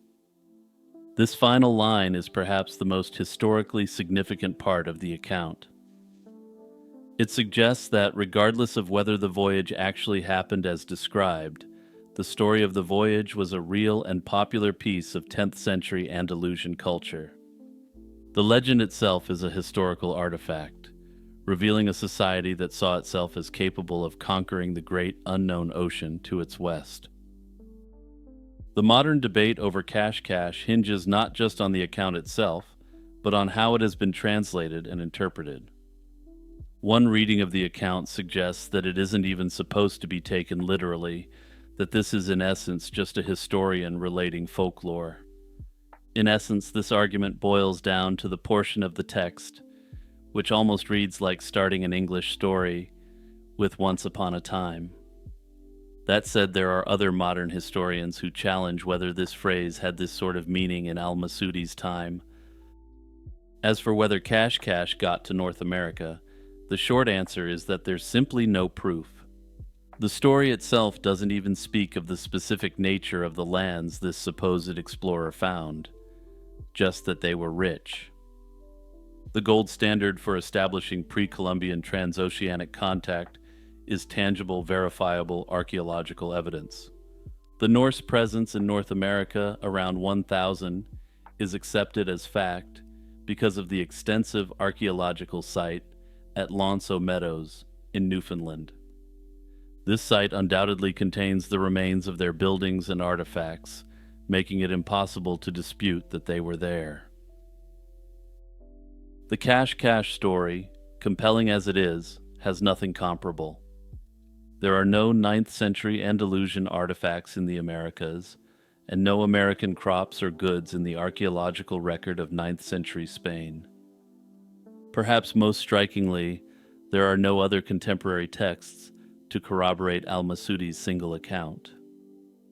Andalusia had a surprisingly literate culture for a 9th century civilization, and it personally strikes me as unlikely that this event wouldn't have been recorded.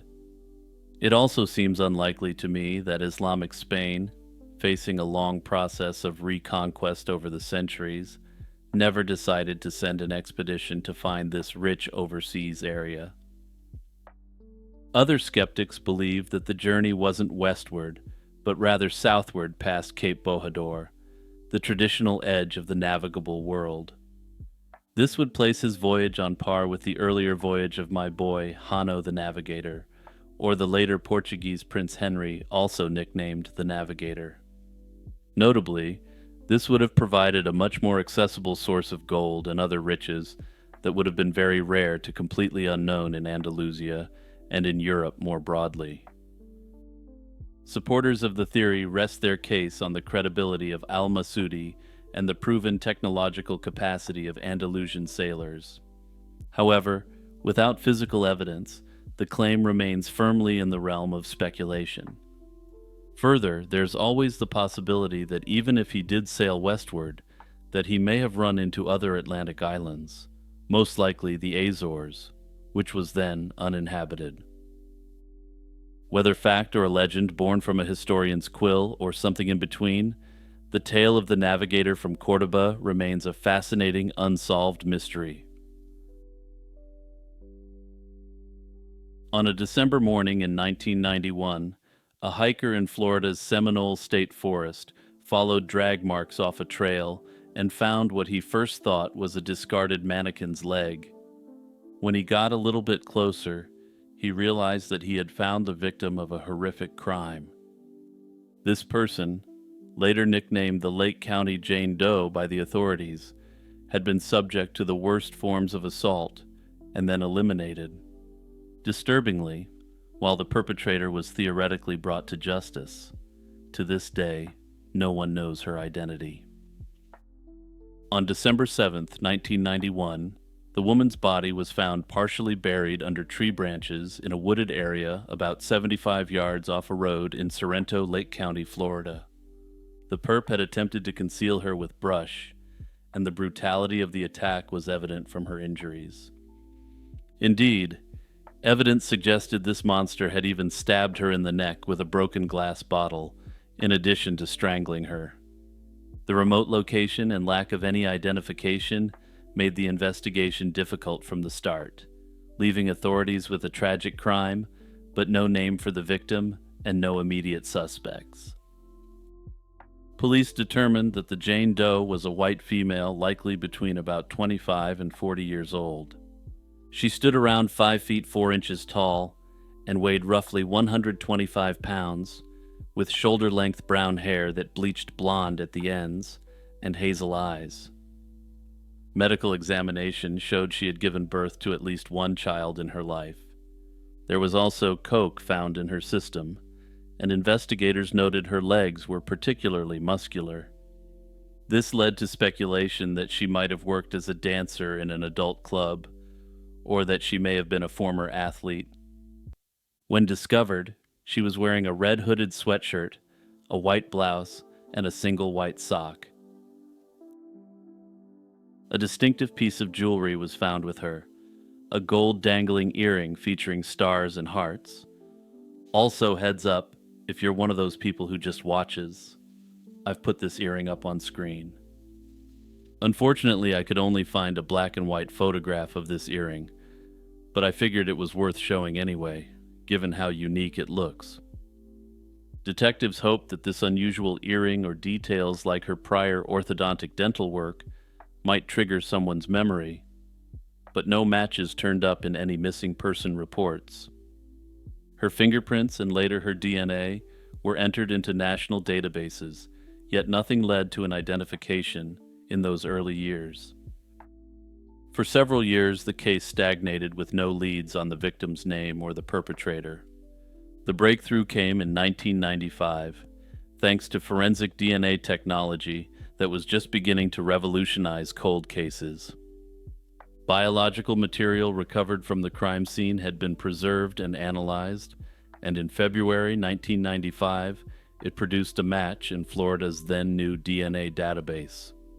The profile identified Joseph Algernon Roll, a 29-year-old local man from the Sorrento area.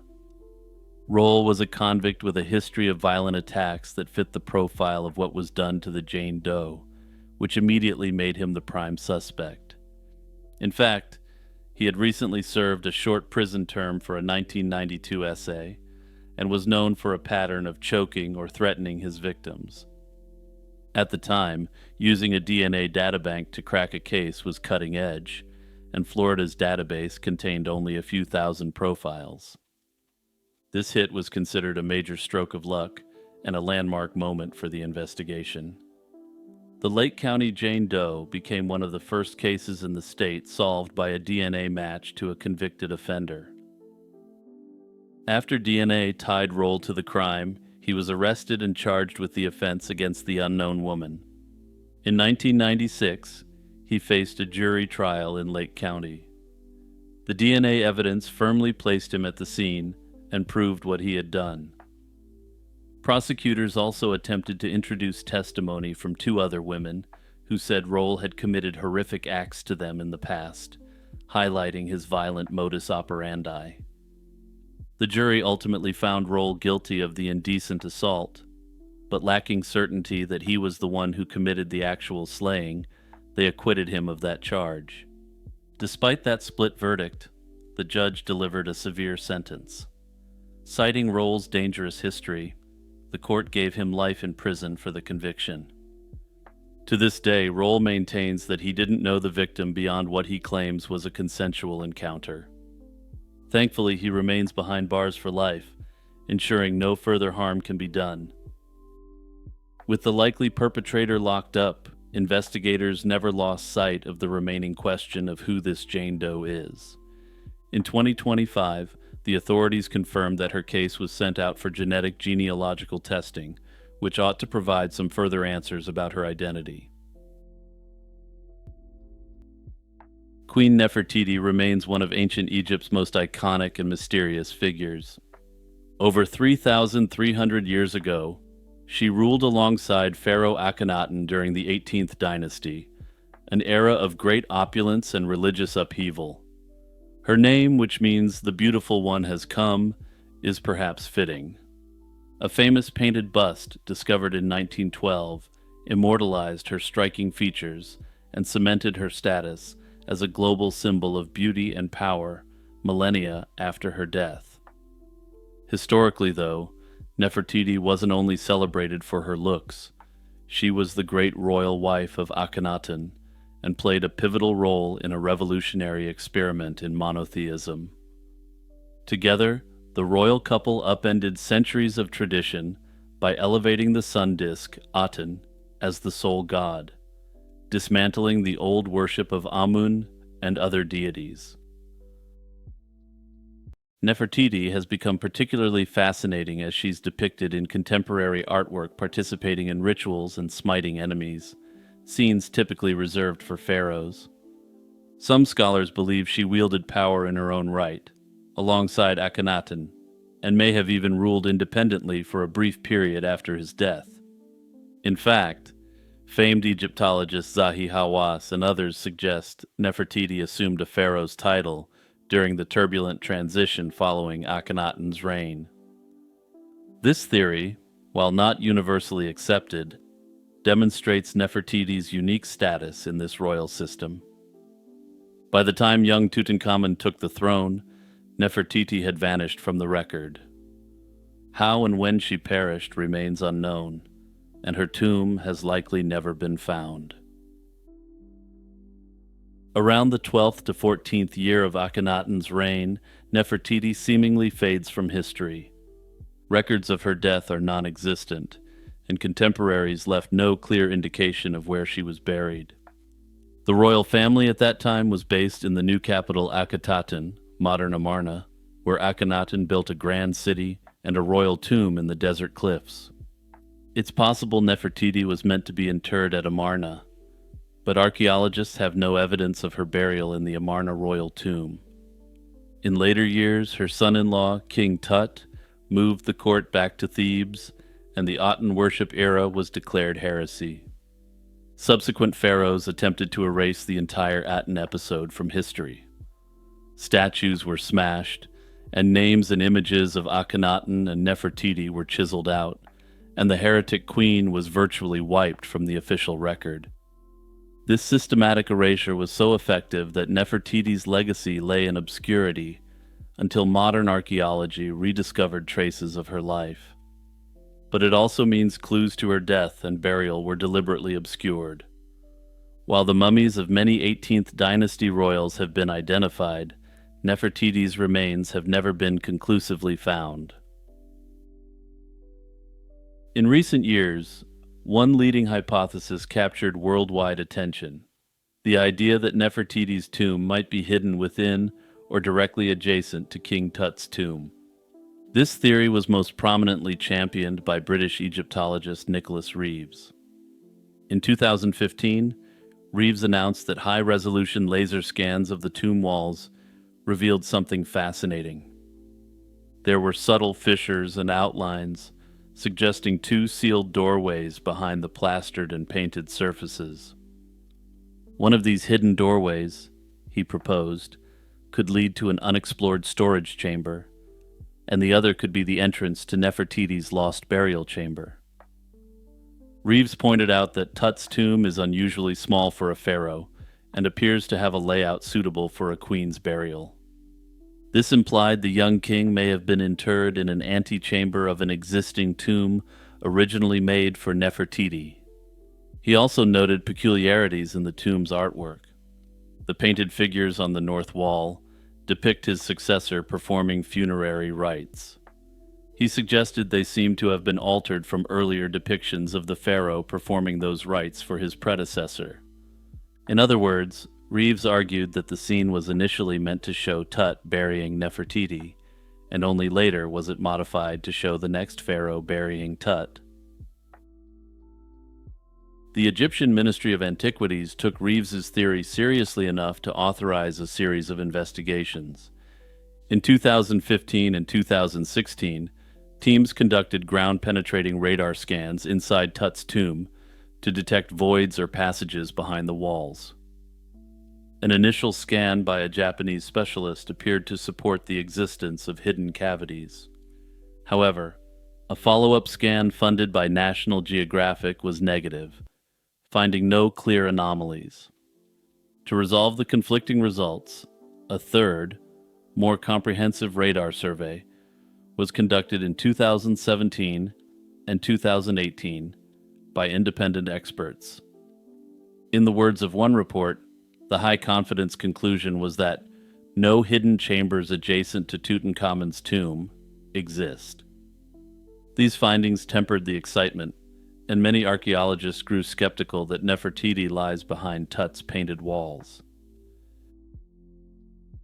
Interestingly, the story didn't end there. In 2020, another twist emerged when a former Egyptian antiquities minister led a high-tech radar survey of the broader area around the tomb. This team detected what appeared to be an unknown corridor and a large chamber a few meters north of the tomb. The discovery was leaked, and it was suggested that there may be a hidden 32-foot wide chamber. As of yet, that subsurface anomaly hasn't been excavated or confirmed to be a tomb, so it remains an intriguing possibility. Meanwhile, Reeves added new evidence to his theory in 2022 by identifying previously overlooked hieroglyphic traces on Tutankhamun's tomb paintings. He He claimed that inscriptions naming King Tut were painted over earlier ones that named Nefertiti, implying the space originally belonged to her. The enduring mystery of Nefertiti's tomb has given rise to a range of speculative theories, some more plausible than others. One persistent idea is that Nefertiti was buried at Amarna and later moved.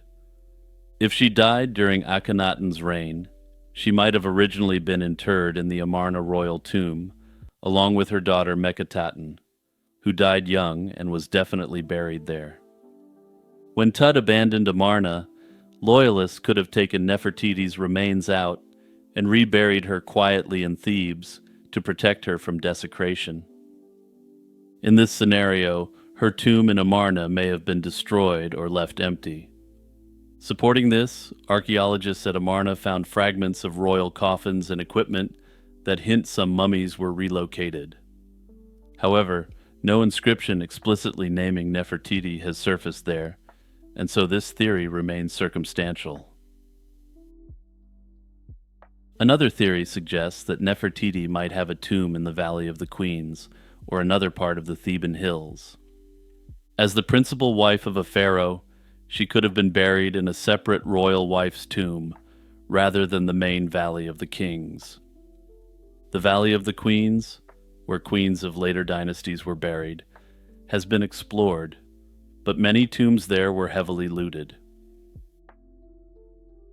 Meanwhile, Zahi Hawass has been actively pursuing a different angle in an attempt to crack this case. Hawass has for years led a project re-examining unidentified mummies from the late 18th dynasty using modern DNA analysis. In particular, 2 mummified women from tomb KV-21 have drawn attention. Located in the Valley of the Kings, KV-21 contained 2 female bodies, designated KV-21A and KV-21B, that were poorly preserved. Preliminary DNA tests a decade ago hinted that KV-21A might be the mother of the 2 infant daughters of Tutankhamun found in his tomb. This suggested KV-21A could be Ankhesenamun, who was Nefertiti's daughter, as well as King Tut's wife. If so, it stands to reason that the other mummy, KV-21B, found alongside her could be Queen Nefertiti herself. Nefertiti was believed to be somewhere around 45 years old when she dropped off the historical record. Interestingly, experts who have analyzed KV-21B concluded that she was about 45 years old at the time of her death. Unfortunately, the DNA sample that was initially taken was too degraded to yield any usable data at the time. In the intervening years, however, scientists have made rapid progress in the ability to analyze DNA from degraded samples. Hawass announced in 2022 that his team had obtained new samples from KV-21B and other remains and would soon be in the position to reveal results. He confidently stated that by comparing the genetic profiles of known mummies, like Akhenaten and other relatives, they expect to name Nefertiti's mummy at last. At present, the results of this testing hasn't been released to the public, and it's unclear if the current samples taken yielded usable DNA evidence. At any rate, if Zahi Hawass is correct, Nefertiti's mummy may already have been discovered, and perhaps the mystery is just awaiting DNA confirmation. That would solve one piece of the puzzle, her physical remains, but not necessarily pinpoint the location of her original tomb. If 21B is in fact Nefertiti, it's not entirely clear whether the KV-21 tomb site was her initial burial site, or a later place her body was moved to by loyalists. The tomb is generally viewed as lacking sufficient grandeur for someone of Nefertiti's status, suggesting that there may be a more significant site that has yet to be discovered. On the tiny isolated Swedish island of Ökno, life in 1876 was dictated by the seasons and the sea. It was here, on a bitterly cold day, February 22nd, that 14-year-old Carolina Olsen came home complaining of a terrible toothache, perhaps after a fall on the ice. Her mother, A fisherman's wife with 5 sons and 1 daughter did what any parent of her time and station might do. She put her child to bed, hoping sleep would be the cure. But Carolina Olsen didn't wake up the next morning. In fact, she wouldn't truly open her eyes to the world again for 32 years. Carolina was the only daughter in a poor fishing family, and she had only just begun attending school a few months before she fell ill. In the isolated, pre-modern world of Okno, misfortune was often understood through a lens of superstition. When Carolina wouldn't wake, her family, unable to afford a doctor, turned to a more ancient explanation. A witch did it. This initial interpretation was critical. By framing the event as supernatural, the family inadvertently removed it from the realm of conventional medicine. This set the stage for a long, quiet vigil. The problem wasn't seen as a sickness to be cured by a physician, but as a curse to be endured. This mindset may have created the very psychological state needed for such an unprecedented condition to take root. In short, it may have primed both Carolina and her family to accept her long and inexplicable state of being. For the next 3 decades, Carolina lay in her bed, a living mystery. Her devoted mother took on the role of sole caregiver, painstakingly keeping her daughter alive by force-feeding her 2 glasses of milk and sugar water each day. The legend that grew around the sleeper of Ono was fueled by bizarre, seemingly impossible details. Her hair, fingernails, and toenails reportedly never grew. She didn't seem to lose weight for decades, surviving on a diet that should have led to severe malnutrition. Eventually, concerned neighbors pooled their money to bring a doctor to the island. He could do nothing and diagnosed her as being in a coma. However, this doctor noted that there was something highly unusual about her case, but that it was beyond his ability. Years later, in 1892, she was hospitalized in the town of Oskarsham. The medical establishment, faced with a case that defied all known categories, responded with the blunt instruments of their time. They subjected her to electroconvulsive therapy, a brutal treatment that yielded no results. Stumped, they assigned her a diagnosis of dementia paralytica, a severe neuropsychiatric disorder caused by late-stage syphilis, for which there was absolutely no evidence. But ultimately, the simple fairy tale of a sleeping girl begins to unravel under closer inspection. There were signs, whispers of consciousness that pierced the 32-year silence.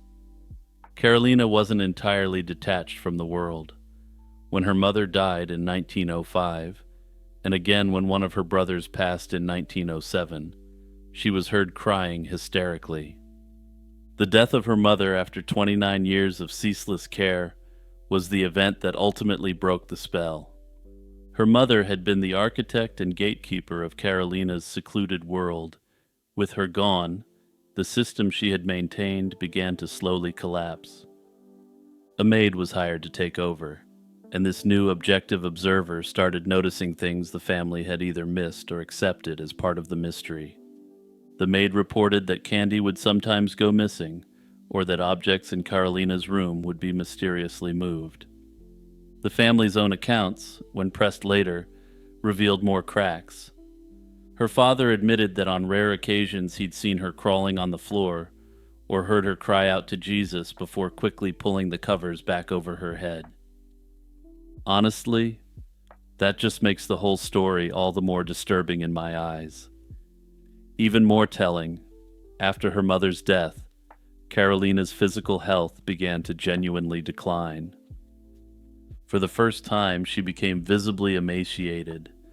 This strongly suggests that her mother's care had involved more than the milk and sugar.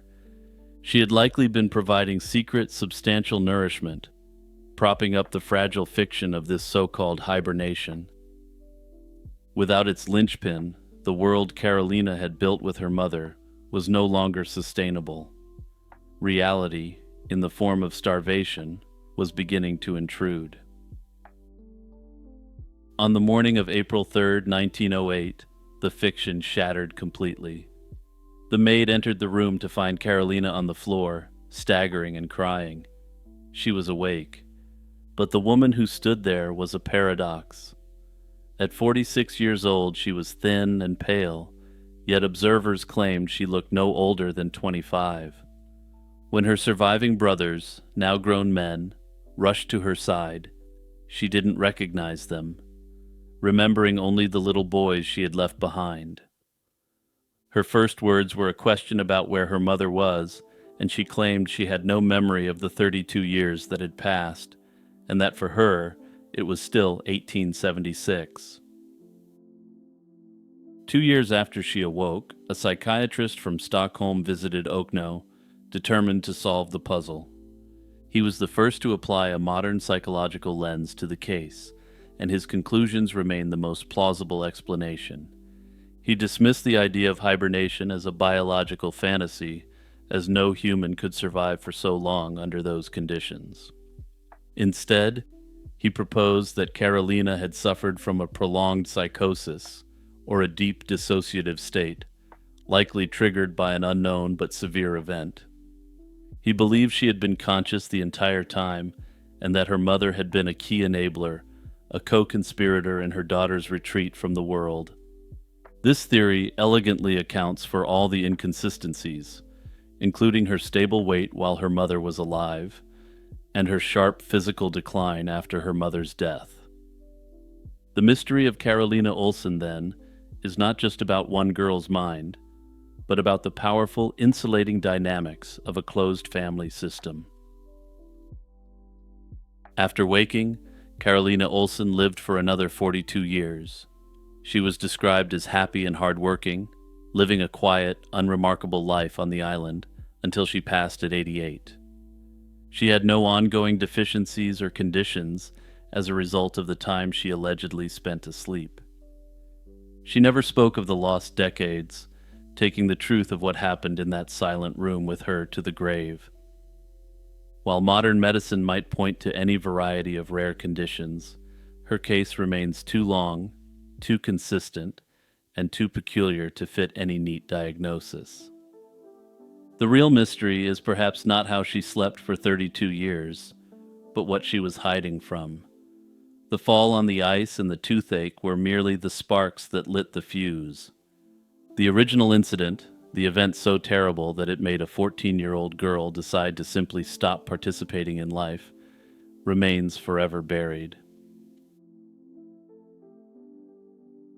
On a sunny afternoon in 1967, a wealthy American stepped away from a cottage in the Malaysian highlands and vanished without a trace. Jim Thompson, an American veteran turned Thai silk tycoon, went missing in Malaysia's Cameron Highlands, never to be seen again.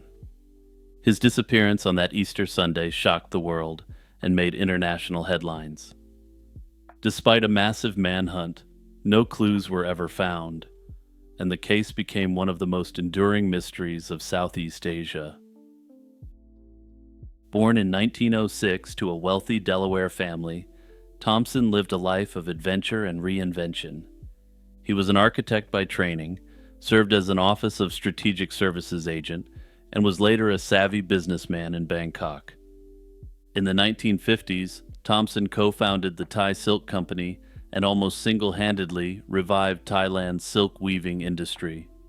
His vibrant silk textiles caught global attention, featured on Broadway and in Hollywood, and earned him fame as the Silk King of Thailand.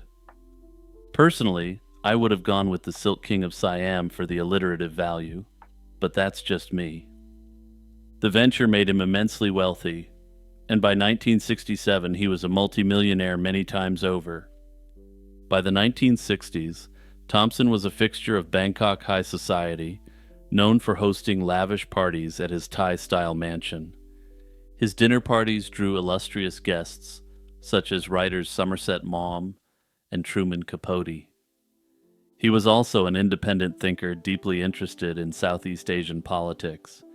Keep this part in mind because perhaps ironically, he believed the West had too much influence there.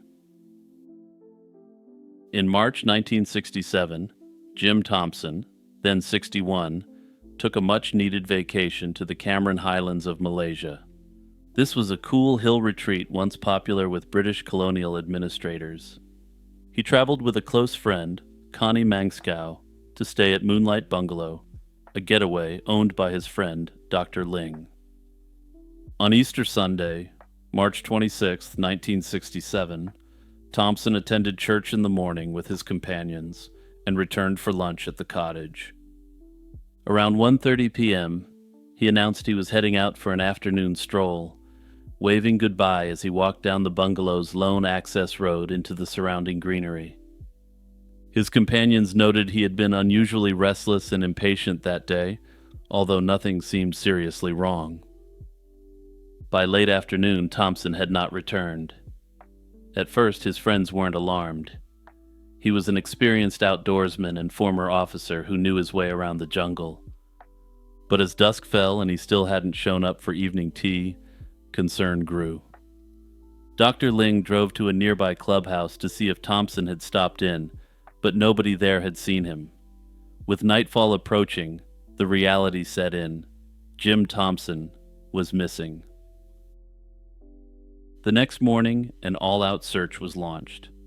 Local police, the army, Aboriginal Orang Asli trackers, British servicemen on leave, and scores of volunteers fanned out through the highlands to look for any sign of the missing American. It quickly became the largest manhunt in Malaysian history, spanning dense jungle, steep ravines, and surrounding villages. Over an 11-day official search, more than 500 people scoured about 50 square miles of terrain, yet not a single clue turned up. After 11 days, the searchers admitted that they weren't going to find him and called it off. With no hard facts to go on, speculation about Jim Thompson's fate has run rampant for decades. The simplest explanation is that Thompson went for a walk and never made it back. He might have slipped into a hidden ravine or gotten trapped, ultimately dying of exposure in the wilderness. Even after the massive search, it's possible his body lay just outside the area that was combed. Many believe this kind of fatal mishap is still the likeliest scenario. Yet the failure to find any trace of him keeps this theory firmly in the unconfirmed column. Given Thompson's fame and fortune, foul play was an obvious suspicion. One notion was a kidnapping for ransom, but no ransom note ever came, and there were no signs of a struggle when he left the cottage. Police also noted that Western tourists were rarely targets for kidnappers in Malaysia then, and the large rewards offered produced no leads. The reasoning for this is that wealthy locals were generally much easier targets for ransom, since there was no risk of turning a for-profit abduction into an international incident. A more sinister twist on the foul play theory involves the intrigue that was common between the Soviets and the Americans during this period. During the 1960s, communist insurgencies were active in the region, and some speculated that communist guerrillas might have captured or slain Thompson for political reasons. Thompson had openly opposed American involvement in Vietnam and even met with Indo-Chinese communist figures during his travels. However, under this theory, his deep ties to the American intelligence establishment proved to be the metaphorical woodpeckers that pecked apart the trust between him and these groups. Decades later, in 2017, a documentary film claimed that new evidence showed Thompson was slain by Communist Party rebels in Malaysia. According to the filmmakers, he wasn't just vacationing, he had ventured into the jungle seeking a meeting with the guerrilla's leader. However, they grew suspicious of him, and figured it was better to err on the side of caution. This dramatic claim, however, relies on second-hand accounts from relatives of the supposed perpetrators, and no definitive proof has been presented. Another theory is that Thompson orchestrated his own disappearance to carry out covert work. Some have suggested he went underground to engage in some sort of intelligence mission. A few of Thompson's former colleagues even wondered if he had defected to the communists, since he was sympathetic to their cause.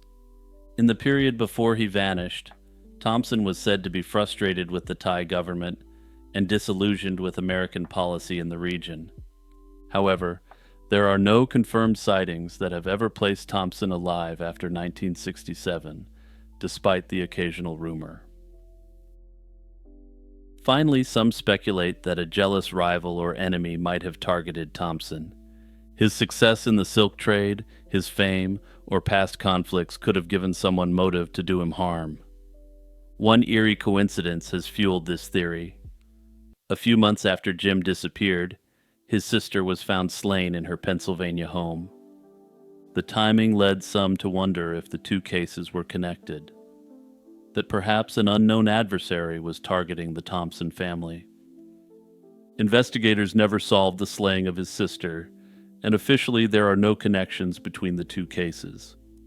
That said, I do have to question how investigators on the opposite side of the world could have possibly meaningfully linked up and shared notes in the 60s. More than half a century later, Jim Thompson's fate remains an enigma, a completely unsolved mystery. Perhaps the simplest explanation is the correct one, that Jim Thompson went for a walk, had a fatal accident, and was never found. Yet without evidence, ideas connecting his disappearance to espionage, family wealth, and the geopolitical landscape will continue to swirl. Hey everyone, Jimmy reminding you to like and subscribe and hit the notification bell. Also, don't forget to hit that join button if you want to take your support for my channel to the next level. You can support for as little as $1 a month. In a quarry in Oberkassel, Germany, back in 1914, workers stumbled upon something extraordinary. Buried deep in the earth for 14,000 years were the skeletons of a man, a woman, and nestled beside them, a dog. This wasn't just a random assortment of bones. It was a deliberate, double human burial that included an animal. This find, now known as the Bonn Oberkassel dog, represents the earliest undisputed evidence of a domesticated dog, a final chapter in a story that had already been unfolding for millennia. But the most poignant part of this story isn't just the dog's age. It's a secret hidden in its teeth. Paleopathological analysis revealed that as a puppy, this animal had suffered from and, against all odds, survived a severe case of canine distemper. This disease is brutal, often fatal, and would have left the young dog incapacitated for weeks. Its survival would have been nearly impossible without intensive human care. Someone had to bring it food and water, keep it warm, and clean up after it. This act of compassion, offered to a sick animal that provided no immediate practical benefit, powerfully suggests that this was no mere tool or beast of burden. This was a pet. For decades, scientists have been locked in a fierce debate over when and where this revolutionary partnership between humans and dogs began. The timeline itself is a moving target, a puzzle created by the different stories told by bones and by genes. The archaeological record, which relies on physical remains, gives us a conservative estimate. The earliest confirmed dog-like fossils, like the one at Bonn Oberkassel, date to around 15,000 years ago. Yet, the genetic record, which uses the molecular clock to estimate when two lineages diverged, pushes the timeline much deeper into the past. These studies suggest that the ancestors of dogs and wolves split anywhere from 20,000 to 40,000 years ago. One compelling hypothesis points to Siberia around 23,000 years ago, during the brutal peak of the last glacial maximum. The logic is that the harsh climate would have isolated human and wolf populations, forcing them into closer contact and potentially kick-starting the domestication process. The geographic puzzle has been just as contentious. For years, the debate was a scientific tug-of-war between Europe and Asia. Team Europe pointed to the hard evidence. The oldest archaeological finds were consistently unearthed there. from Germany to Belgium to Spain. Team Asia, on the other hand, relied on genetics. Studies of modern dogs consistently found the greatest genetic diversity in East and Central Asia. This usually indicates an origin point where a population has had the longest time to evolve. For a long time, these two lines of evidence seemed irreconcilable. However, scientists released a new study in 2016, which seemed to indicate both sides were at least somewhat right. By analyzing the complete genome of a 4,800-year-old dog from Ireland and comparing it to dozens of other ancient canids, researchers discovered a deep genetic split. The dogs from East Asia and Europe and Western Eurasia were less genetically similar than initially thought. Crucially, this split appeared to have happened after the first dog showed up in the archaeological record in both places. This led to the revolutionary dual domestication hypothesis, that dogs were domesticated not once, but twice, independently, on opposite sides of the Eurasian continent. The theory suggests that the original European dogs were later largely replaced by a wave of Asian dogs that migrated westward alongside humans. This brilliant model resolves the central conflict, explaining why the oldest bones are in Europe, while the greatest modern genetic diversity traces back to Asia. Understanding where and when this happened is only part of the puzzle, and perhaps the deeper mystery is how it happened. The dominant theory for years has been the commensal scavenger hypothesis, a story of self-domestication, often called survival of the friendliest. In this scenario, wolves essentially chose us first. The narrative suggests that some ancient wolves were naturally bolder and less fearful than their peers, allowing them to approach human hunter-gatherer camps. This created a new evolutionary niche where friendliness became a powerful selective advantage. The tamer wolves got more food and were tolerated, while the more aggressive or fearful ones were driven off or just outright eaten themselves. Over countless generations, this relentless selection for a single behavioral trait, what scientists have termed tameability, triggered a cascade of unintended physical and hormonal changes. These wolves went from looking like apex predators to having cute floppy ears, friendly puppy dog eyes that look very human, and wagging their tails. In this view, humans were relatively passive actors, simply providing the environment in which wolves domesticated themselves. However, this elegant theory has faced growing criticism. For one, Paleolithic hunter-gatherers were highly nomadic. It's unlikely they stayed in one place long enough to create the massive permanent garbage dumps needed to sustain a dependent wolf population. Furthermore, wolves are apex predators, not natural scavengers, and their instinct is to maintain a significant flight distance from humans, who are also apex predators. A bold wolf approaching a camp full of human competitors would likely have been viewed as a dangerous threat, not a potential friend.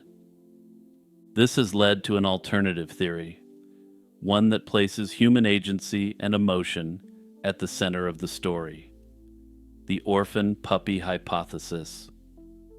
Drawing from observations of modern hunter-gatherer groups who often capture and raise wild animals, this theory claims that our ancestors actively brought pups into their communities. A wolf pup raised by humans during its critical socialization window can form an unbreakable bond.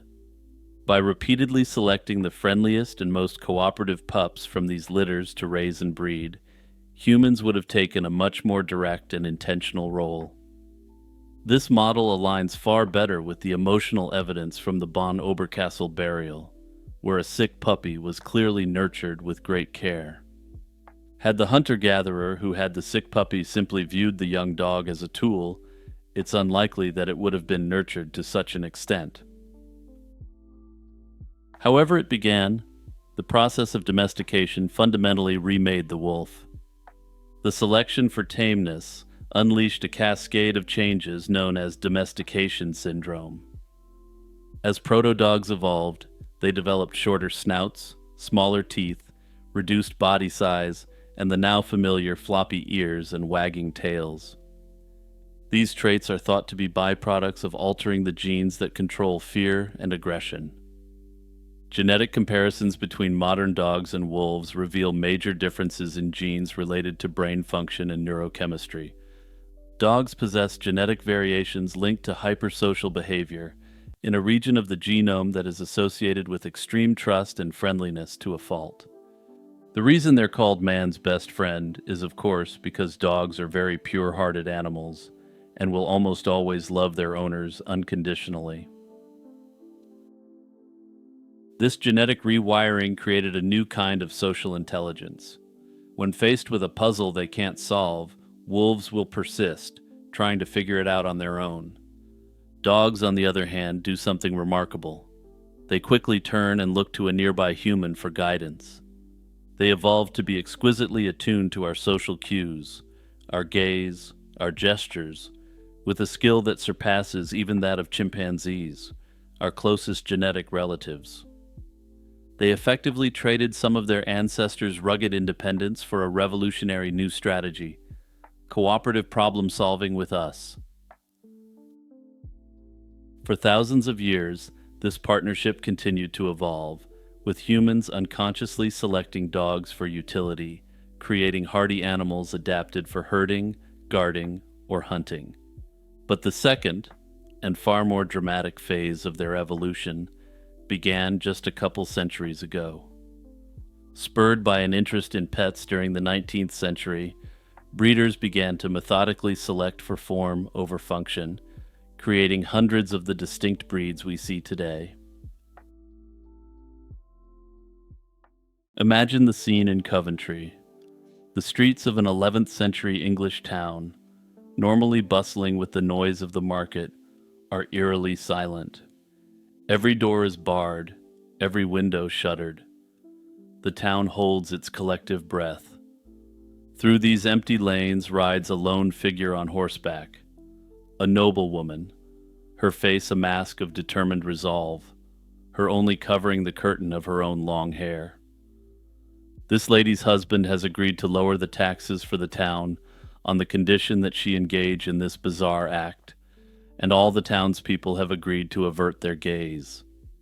This is the image of Lady Godiva, a picture of profound sacrifice, a woman willing to endure the ultimate public humiliation to save her people from the crushing weight of her husband's taxes. The story has been repeated as fact now for almost 1,000 years, but historians question whether the tale of Lady Godiva's ride has any truth to it whatsoever. The first step in separating fact from fiction is to get her name right. The woman we know as Lady Godiva was, in her own time, called God Gifu. It's an Old English name meaning God's gift, and the name Godiva is simply a later, Latinized version that stuck. God Gifu lived through one of the most violent and unstable periods in English history. Born in the 900s, her life spanned the reigns of no fewer than 9 different kings. She lived through the reign of Ethelred the Unready, through the Danish conquest, and all the way to the Norman conquest of 1066. She was a witness to the death of Anglo-Saxon England and the birth of a new Norman dynasty.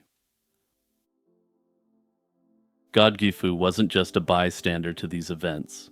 She was at the very heart of English power. She was married to Leofric, the Earl of Mercia, who was one of the 3 most powerful and influential men in the entire kingdom. Leofric was a formidable political figure, a kingmaker who was instrumental in securing the throne for Harold Harefoot after Canute's death in 1035.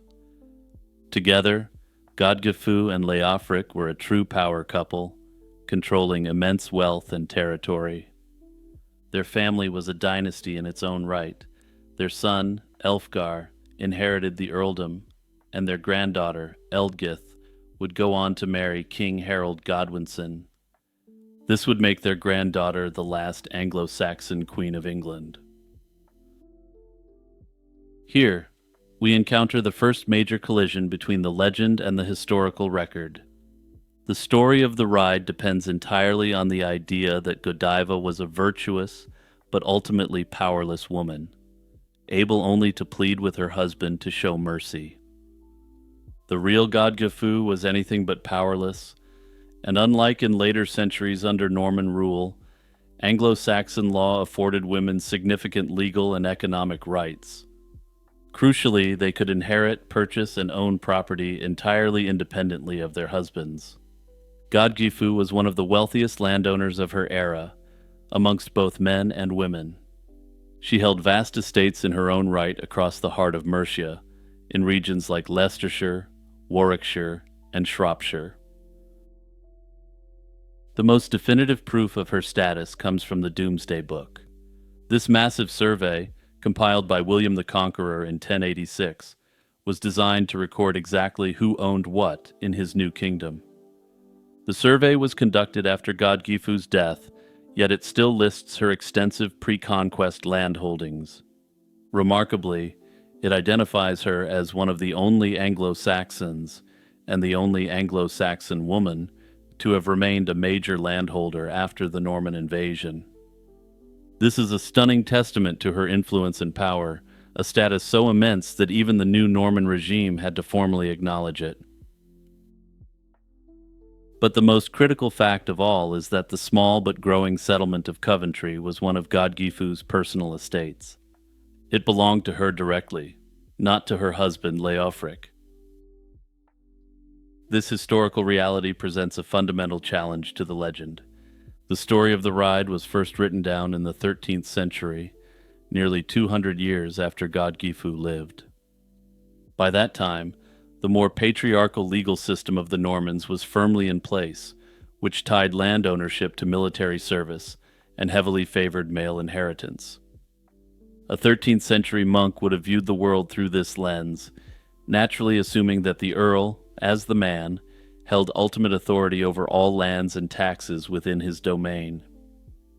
The legend he recorded, therefore, isn't just a fanciful tale. It's an anachronism. It projects the legal assumptions of the Norman world back onto an Anglo-Saxon past where a woman wielding independent power to that level had become almost unthinkable. So, if God Gifu was such a prominent figure, why is there no mention of her famous ride in any document from her own time? This is perhaps the single most compelling piece of evidence against the story's historicity.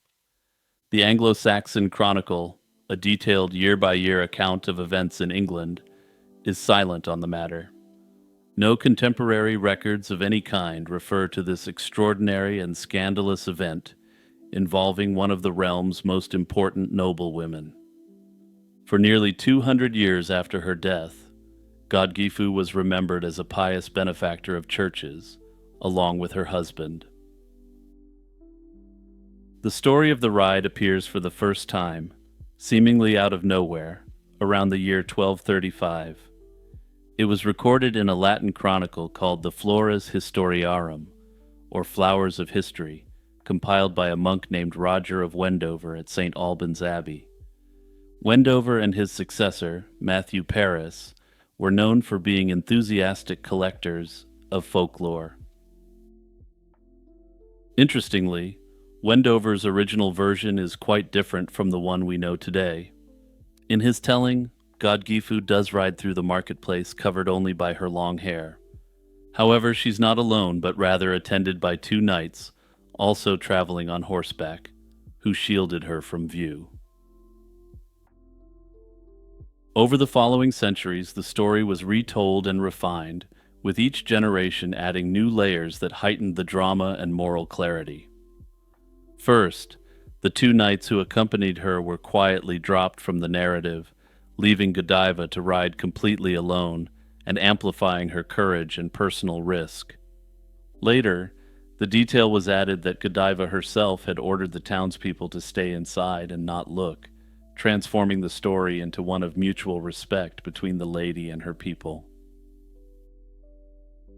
The most famous addition to the story, however, came much later and would be one of the standout features of the legend.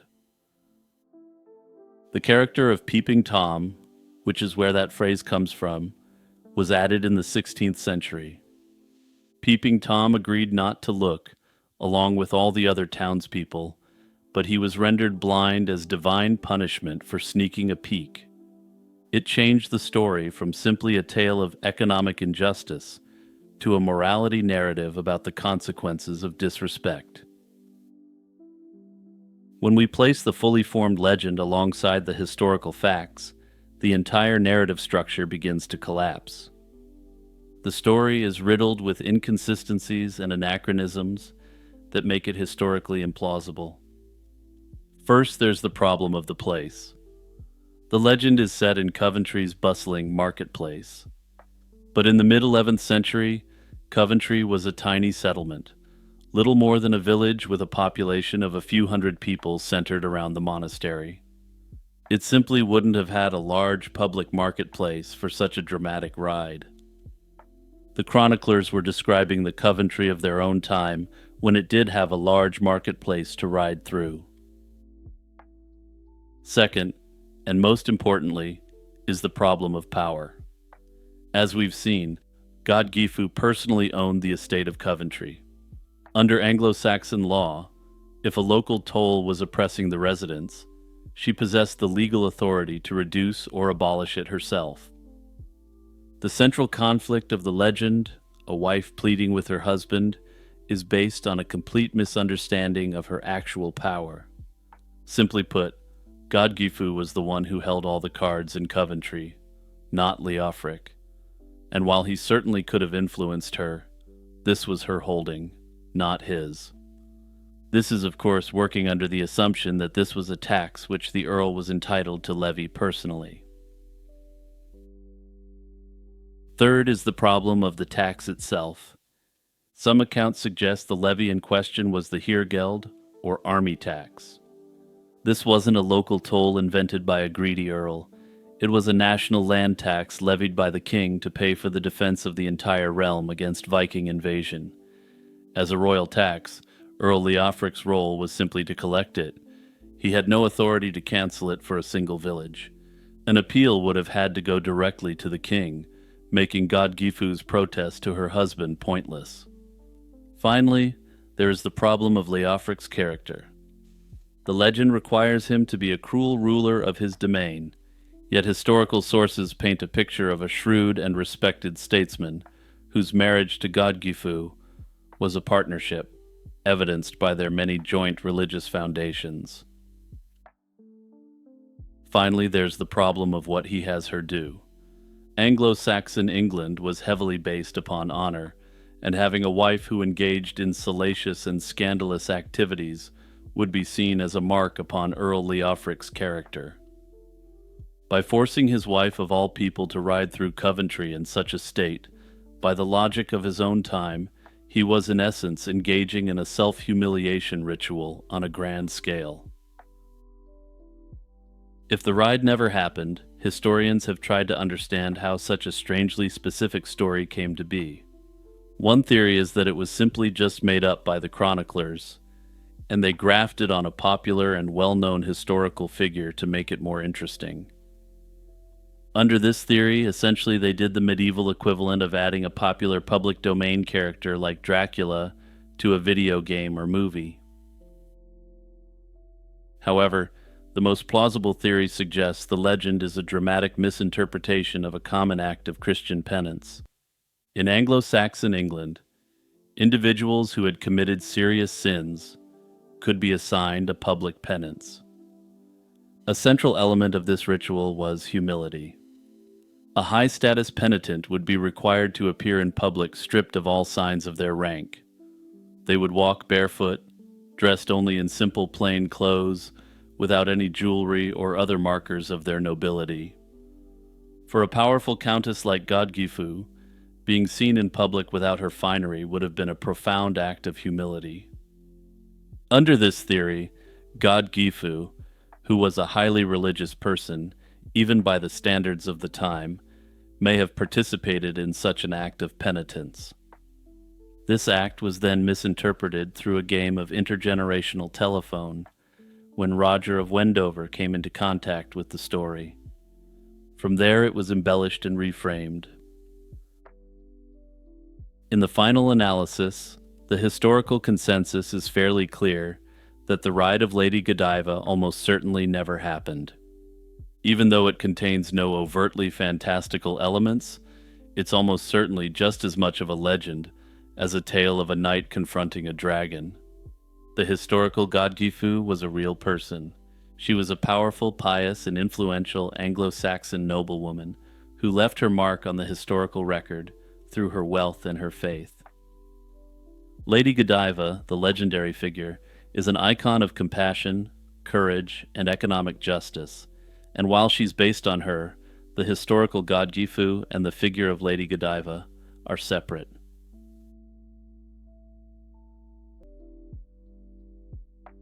Every year, thousands of pilgrims travel to the St. Thomas Church in Leipzig, Germany, drawn by the promise of standing in the presence of genius. They gather in the church's chancel, where a large bronze plaque set into the floor marks the grave of Johann Sebastian Bach. It's a solemn, powerful experience to be so close to the man who composed some of the most sublime music in human history. But this hallowed ground is built on a foundation of historical ambiguity, 19th century nationalistic fervor, and scientific theories that have long since crumbled.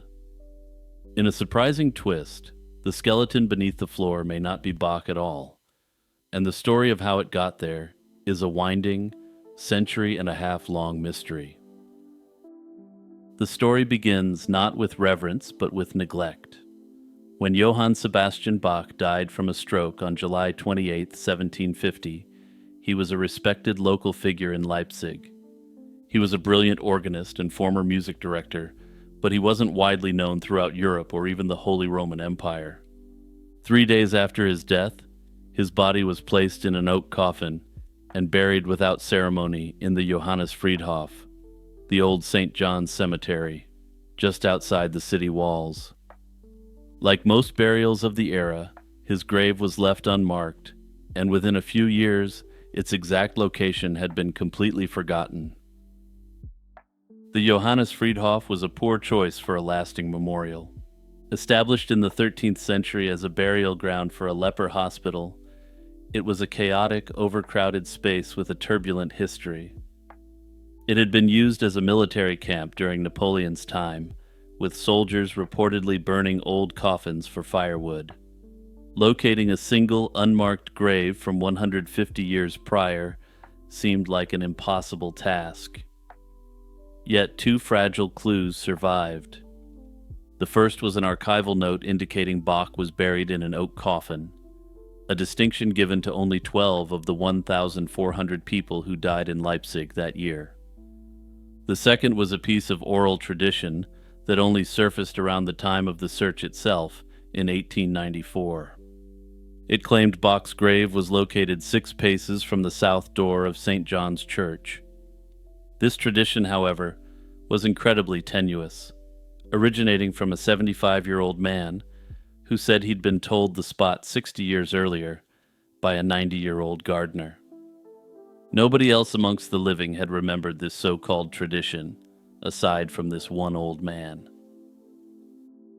By the late 19th century, a full-blown Bach revival was sweeping across Europe. Composers like Mendelssohn had championed his work, transforming him from a respected but somewhat obscure Baroque master into a German national hero. From there, his fame quickly rose outside his native land, and he quickly became accepted as one of the most talented composers in history. Musical pilgrims flocked to Leipzig, but there was no grave to visit, no central shrine for their adoration. The planned rebuilding of the Johanneskirche in 1894 provided the perfect opportunity to rectify this. A committee was formed, driven by civic and national pride, to find the composer's lost remains. The excavation that began in October 1894 was anything but a scientific undertaking. In fact, it looks like the team in charge took the notes from Heinrich Schliemann and applied them to this German archaeological site. Wilhelm His, a professor of anatomy leading the effort, described the scene as a muddy pit filled with a heap of bones. After finding and discarding several pine coffins, they unearthed 3 oak caskets. The first contained a young woman. The second oak coffin was accidentally smashed to pieces by an overzealous excavator. But the third, found on October 22nd, held the well-preserved skeleton of an elderly man. In an environment of immense expectation, the conclusion was immediate and decisive. This had to be Bach. The search was driven not by impartial inquiry, but by a fervent desire for success, making it highly susceptible to confirmation bias. With a candidate skeleton secured, the task of proving its identity fell to science, or what passed for it at the time. Wilhelm His took the lead, focusing his analysis on the skull, and offered the most 19th century scientific explanation you can imagine. He declared the skull had sturdy and strong features befitting a man of distinction, or what modern observers call the argument from Giga-Chaddism. All joking aside, though, known depictions from Bach's life do depict him as a bit of a Chad, so perhaps not the worst argument of all time given the person involved. His even argued that certain features of the temporal bone suggested a highly developed sense of hearing, a trait one might expect in a great composer. This claim was called out by other experts even at the time, so he resorted to other ways to scientifically prove Bach was in the bones. He then commissioned a sculptor to quote-unquote recreate what the skull looked like in life, using known portraits of Bach as a guide during the process. Unsurprisingly, the bust came out looking entirely like the great composer himself. This logic was entirely circular. The reconstruction looked like Bach because it was made to look like Bach, because it was done with reference to the great master. Half a century later, the bones were examined again before their final move. This time, a surgeon named Wolfgang Rosenthal noticed something new. He found abnormal bony growths, or exostoses, on the skeleton's pelvis and at muscle attachment points on the arms. He hypothesized that these were the result of occupational stress from a lifetime of playing the organ, a physically demanding activity involving repetitive foot and arm movements. To test his theory, he X-rayed 11 living professional organists and claimed they all showed similar growths. He proudly announced the discovery of a new ailment, Organistenkrankheit, or organist's disease, and declared the skeleton's identity confirmed beyond doubt. I know this might be trite to say, but I really do love how in German you can just easily create a new, insanely specific word by cobbling a bunch of different words together. Like Wilhelm His's theory, Rosenthal's was a compelling story, but it was also proven to be wrong. In a 2007 study published in the Medical Journal of Australia, researchers replicated his experiment, but added a crucial element: a control group of non-musicians. Their findings dismantled the theory completely. Only a third of the organists had the bony growths, while 75% of the non-organ playing control group did. The growths were simply common signs of aging and physical activity, not a unique marker of organists. Rosenthal's irreproducible disease was discredited, removing the last piece of supposed scientific evidence for the skeleton's identity.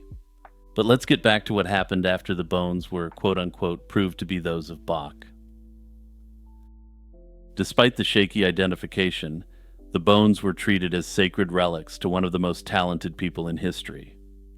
In 1900, they were placed in a grand stone sarcophagus and interred in a crypt beneath the altar of the rebuilt St. John's Church. On December 4th, 1943, Allied bombs rained down on Leipzig, and St. John's was destroyed.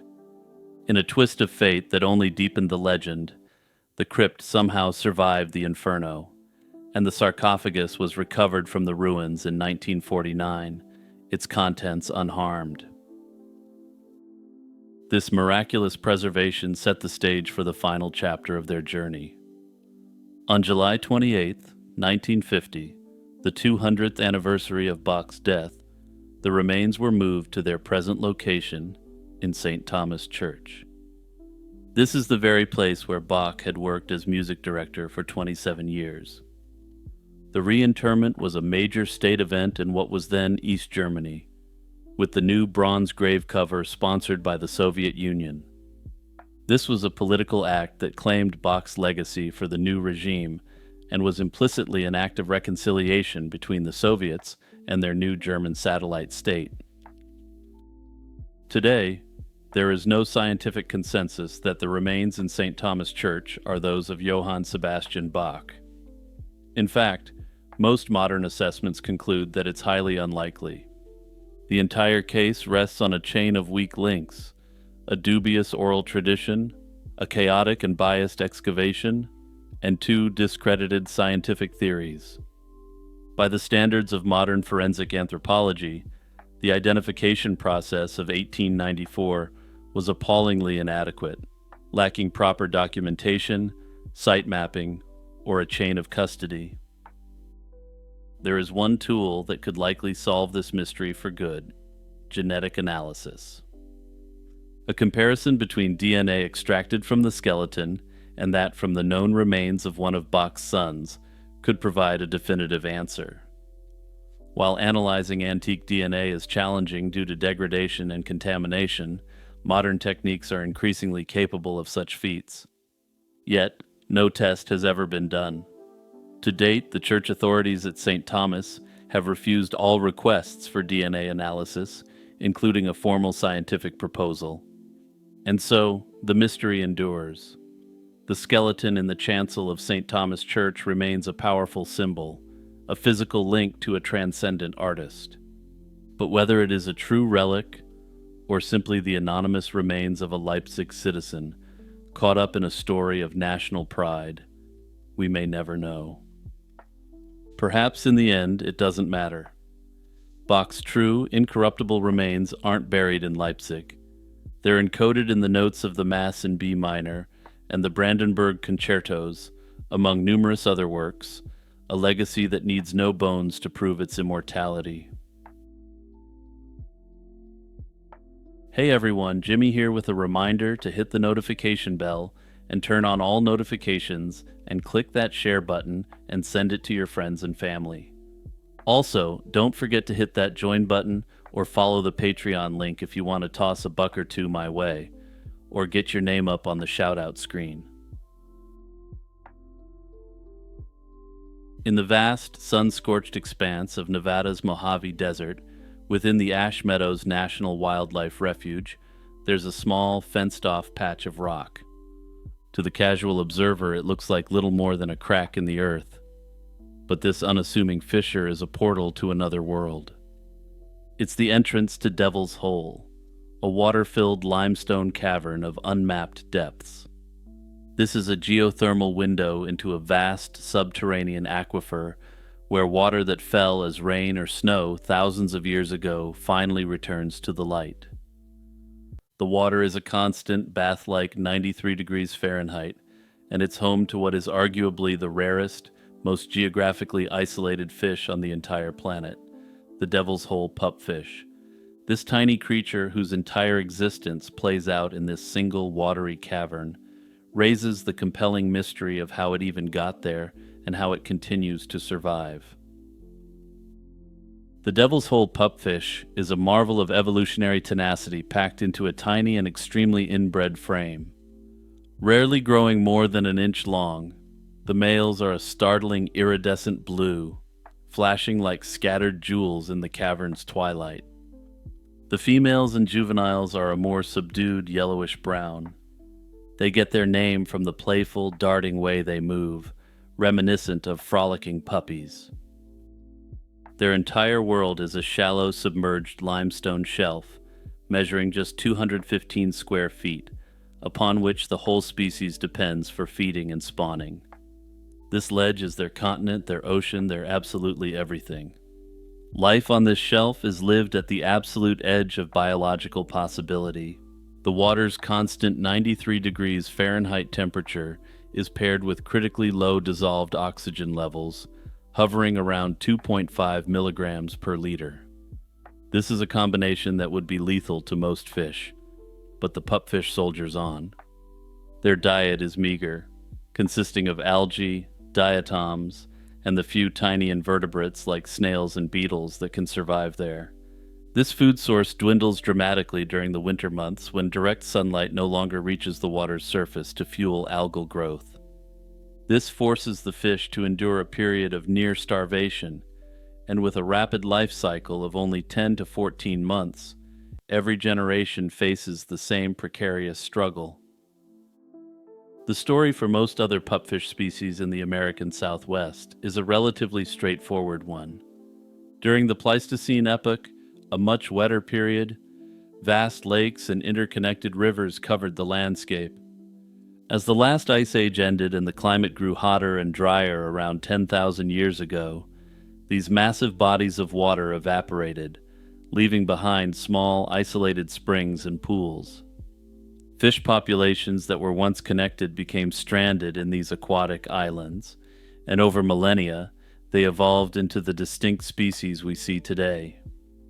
For decades, scientists assumed the devil's hole pupfish was the ultimate example of this process, a species isolated for 10,000 to 20,000 years in its cavernous refuge. But there's a critical flaw in that narrative. Geological and hydrological studies have revealed that Devil's Hole is fundamentally different. It's not the remnant of a surface lake. It's a deep tectonic fault, a fissure that opened to the surface roughly 60,000 years ago.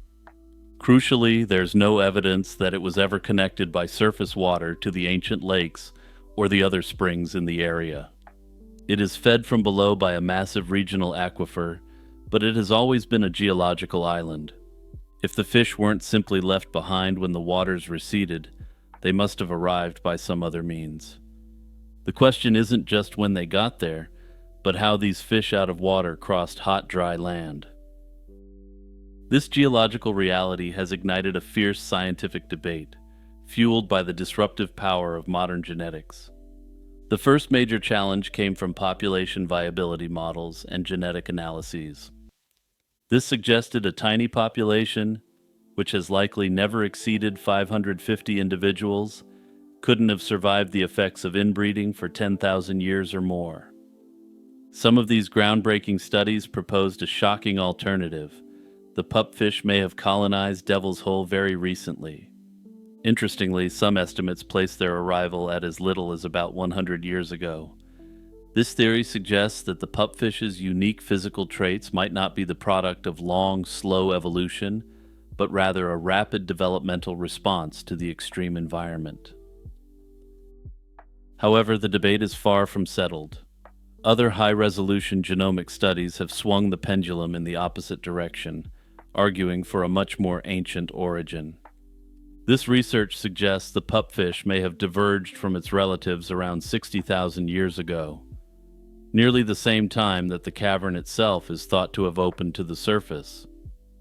This hypothesis proposes that the geological event that created the habitat and the biological event of the fish's arrival might be linked. The reason for these wildly different estimates comes down to a fundamental uncertainty in genetics: the mutation rate or the speed of the molecular clock.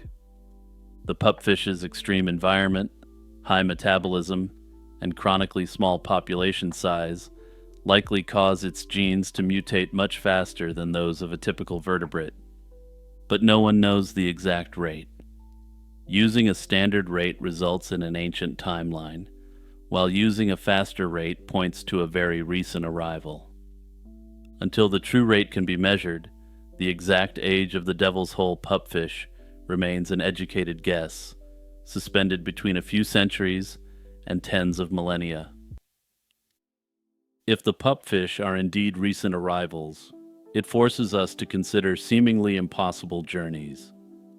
The leading hypothesis for recent arrival is human introduction.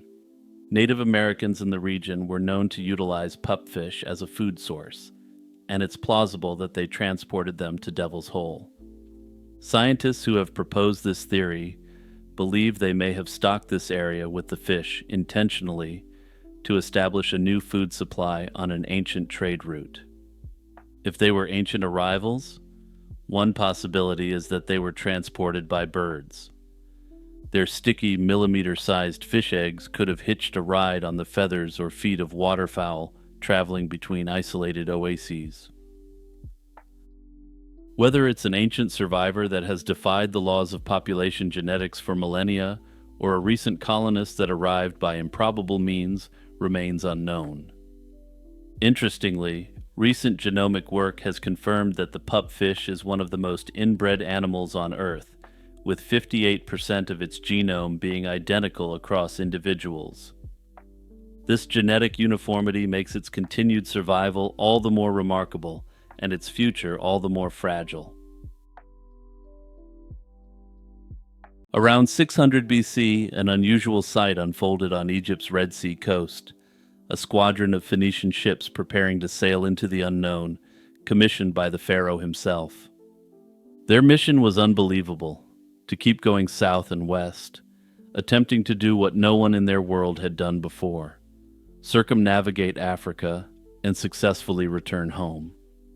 If the story is true, it means that 2 millennia before the Age of Discovery, ancient mariners may have already achieved what later explorers heralded as a groundbreaking feat. Notably, the Greek historian Herodotus recorded the account, and even he found it hard to believe. Yet, intriguingly, one detail the Phoenician sailors reported: something about the position of the sun during their journey, hints that the story might just be true.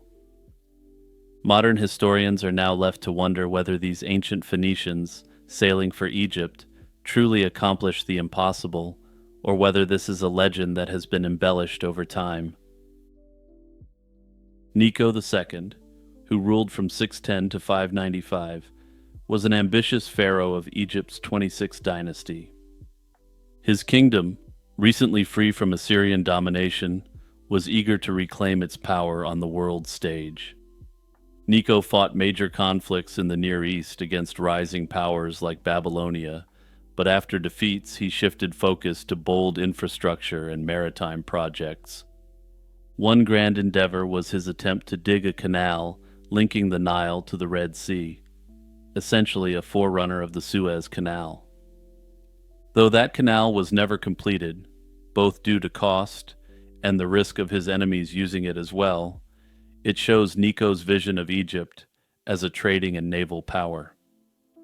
While earlier pharaohs sent ships to trade with the land of Punt on Africa's eastern coast, no recorded Egyptian voyage had ever pushed beyond those known waters into the open ocean. Necho took unprecedented steps to build up a navy, but despite being a visionary, he realized that naval tradition is built up over generations, not over the course of a few years. Luckily for him, the Egyptians were the immediate neighbors of the greatest mariners in the ancient world. Necho recruited veteran mariners from Phoenicia to man his fleets on the Mediterranean and Red Sea coasts. Notably, Egypt and the Phoenician city-states also shared a common rival in Babylon, which made them natural partners in exploration and enterprise. In this context, Necho set in motion an extraordinary expedition to answer a daring question. Could sailors depart Egypt, sail south and west, and come back around Africa to the Nile? Herodotus, writing about 150 years after Necho's reign, provides the principal account of this voyage, and he likely heard the tale from Egyptian priests.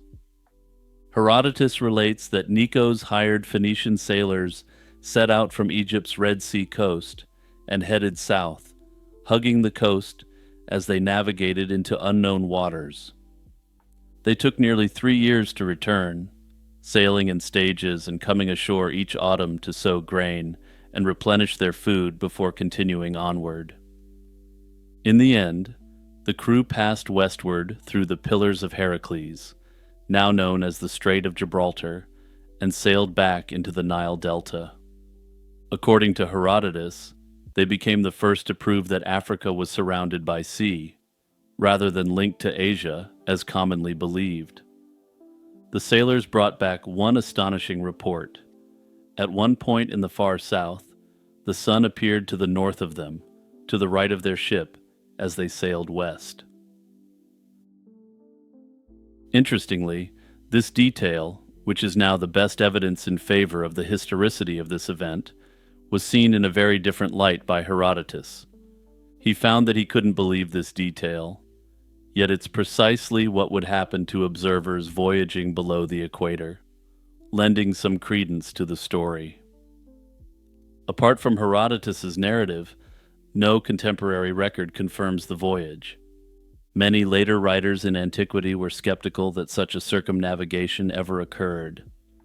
By the Roman era, for example, geographers like Ptolemy still argued that Africa's southern oceans were landlocked. This is a sign that if the Phoenicians did sail around Africa, their feat was not widely believed. Not long after Nico's time, the Carthaginian explorer Hanno voyaged down the African west coast, though his crew went beyond the Gulf of Guinea before turning back.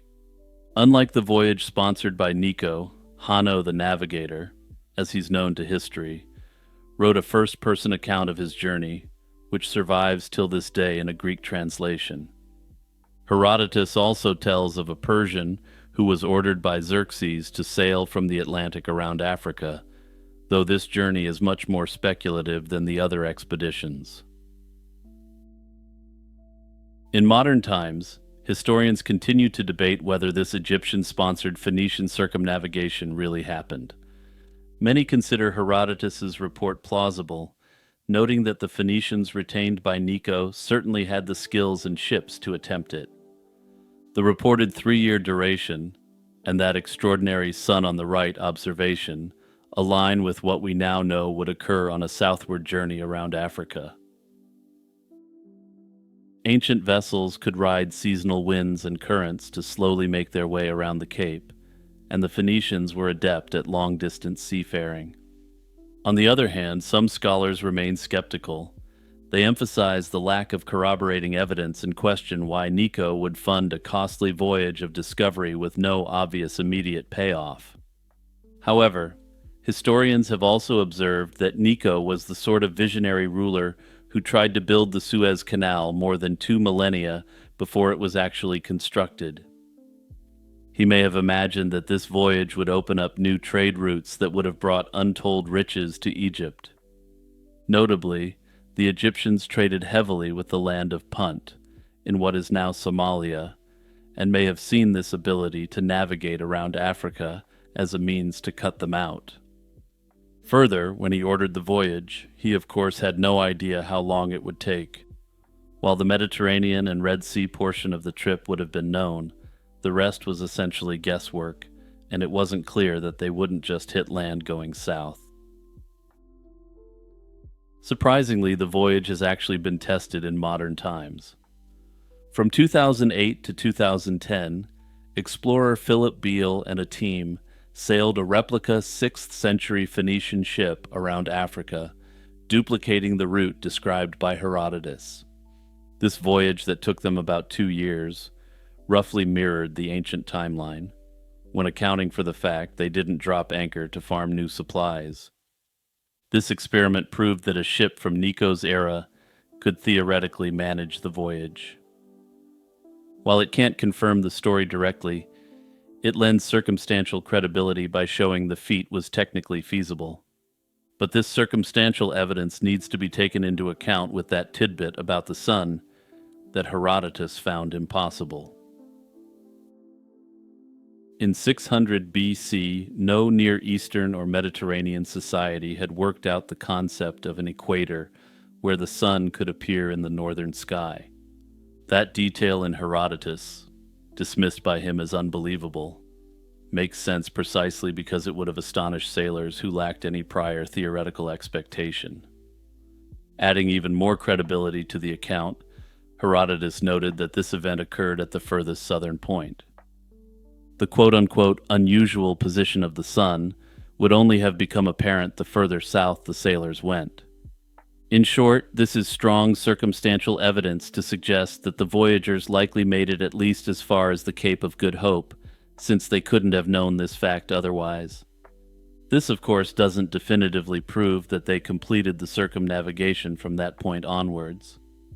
However, if they didn't complete the circumnavigation, it begs the question why the ancient voyage took roughly the same time as the modern reenactment.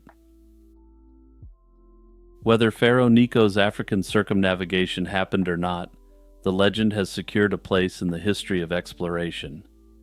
If the voyage was real, it stands as one of humanity's great maritime achievements. It would push back the first known journey around the whole African continent by 2 millennia. It also means the initial credit for pioneering the Cape route belongs not to the Portuguese explorers of the 15th century, but to a band of Phoenician sailors under an Egyptian king. Even if the story was exaggerated or apocryphal, it may have inspired the well-documented epic voyage of Hanno the Navigator about a century later.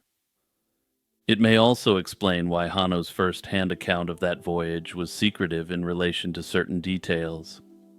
Perhaps the Carthaginians believed that the Egyptians, with the help of their Phoenician forebearers, may still be interested in the route around Africa.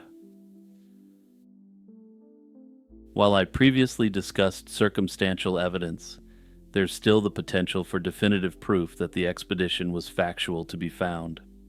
Herodotus doesn't specify how many ships took part in the voyage, though he does mention that sailors went out in ships, plural. Because of this omission, modern historians can only speculate on how many ships might have been involved. Most tend to assume it was a small expedition of a handful of ships at most. This estimate is based on practical concerns, as a small fleet would have been easier to supply and easier to maneuver along unknown coastlines. Definitive proof of Necho's Phoenician circumnavigation would need artifacts that unambiguously connect 6th century BC Phoenicians to coastlines far beyond the Red Sea and Mediterranean. The strongest candidate would be a Phoenician shipwreck found off southern Africa or on the Atlantic coast. This, of course, would be a very unlikely find, given the passage of time, and the fact that we don't even know if any of the ships were lost on the voyage. A second line of evidence would be the coastal landing sites. According to Herodotus, the Phoenicians set up temporary communities to farm and resupply. Perhaps the best possible evidence would be an out-of-place Phoenician inscription located somewhere in southern or western Africa. Phoenician sailors occasionally left behind graffiti or other inscriptions, and such an inscription, carved into an immovable object and dated from around that time, would be irrefutable evidence. Whether Necho's expedition occurred remains one of ancient history's greatest unsolved mysteries. While it can't be proven beyond a reasonable doubt, the circumstantial evidence suggests that on a balance of probabilities, the Phoenician crew likely at least made it to the Cape of Good Hope. It was a scene of quintessential English summer festivity. On Sunday, July 13th, 1980, the Hollandwell Showground in Nottinghamshire was alive with the buzz of competition and community. 11 jazz bands, comprising around 500 children from across the East Midlands, had gathered for a charity jamboree. Dressed in bright uniforms, they stood on the clipped turf, instruments gleaming, ready to perform. Many had traveled for hours by coach and were a bundle of nerves and excitement, the air filled with the sounds of practice and anticipation. But just as the day's events got underway, something went terribly wrong. At around 10:30 a.m., without warning, a child collapsed. Then another, and another. The music faltered, replaced by a ripple of confusion and then panic. One witness described the scene as children, quote, falling down like 9 pins, a surreal and terrifying spectacle that transformed the festive green into a field of horror. The emergency response was swift and massive. 4 local hospitals were placed on high alert as ambulances ferried casualties from the showground. In total, 259 people were hospitalized, and 9 children were kept in overnight for observation. The total number of victims was estimated to be around 300, a figure that included not just the young band members, but also some adults and even infants in strollers. The inclusion of these latter groups would become a critical point of contention for those who disputed the official explanation later offered. The symptoms themselves were a strange mix. The most dramatic and common were fainting, dizziness, nausea, and vomiting. Many also complained of sore eyes, burning throats, and headaches. Some accounts were even more bizarre and specific. One young girl described a sensation that her arms and legs had no bones in them, while another victim was seen with white foam coming from her mouth. Several people reported a strange, unpleasant taste in the air. The physical environment became a key focus of suspicion. Some witnesses recalled the grass having an unusual blue tint or noticing a strange smell, which was variously compared to onions or bleach. Yet, these sensory clues were not universally experienced. A press photographer who was on the field throughout the incident later stated he saw and smelled nothing out of the ordinary. This inconsistency doesn't necessarily disprove an environmental cause. It could point to variable exposure due to wind or uneven application of a substance. The authorities quickly ruled out common culprits like food poisoning or contaminated water, as many who fell ill hadn't eaten or drunk the same things. With obvious causes dismissed, suspicion fell on something more insidious: chemical exposure from crop spraying in a nearby field.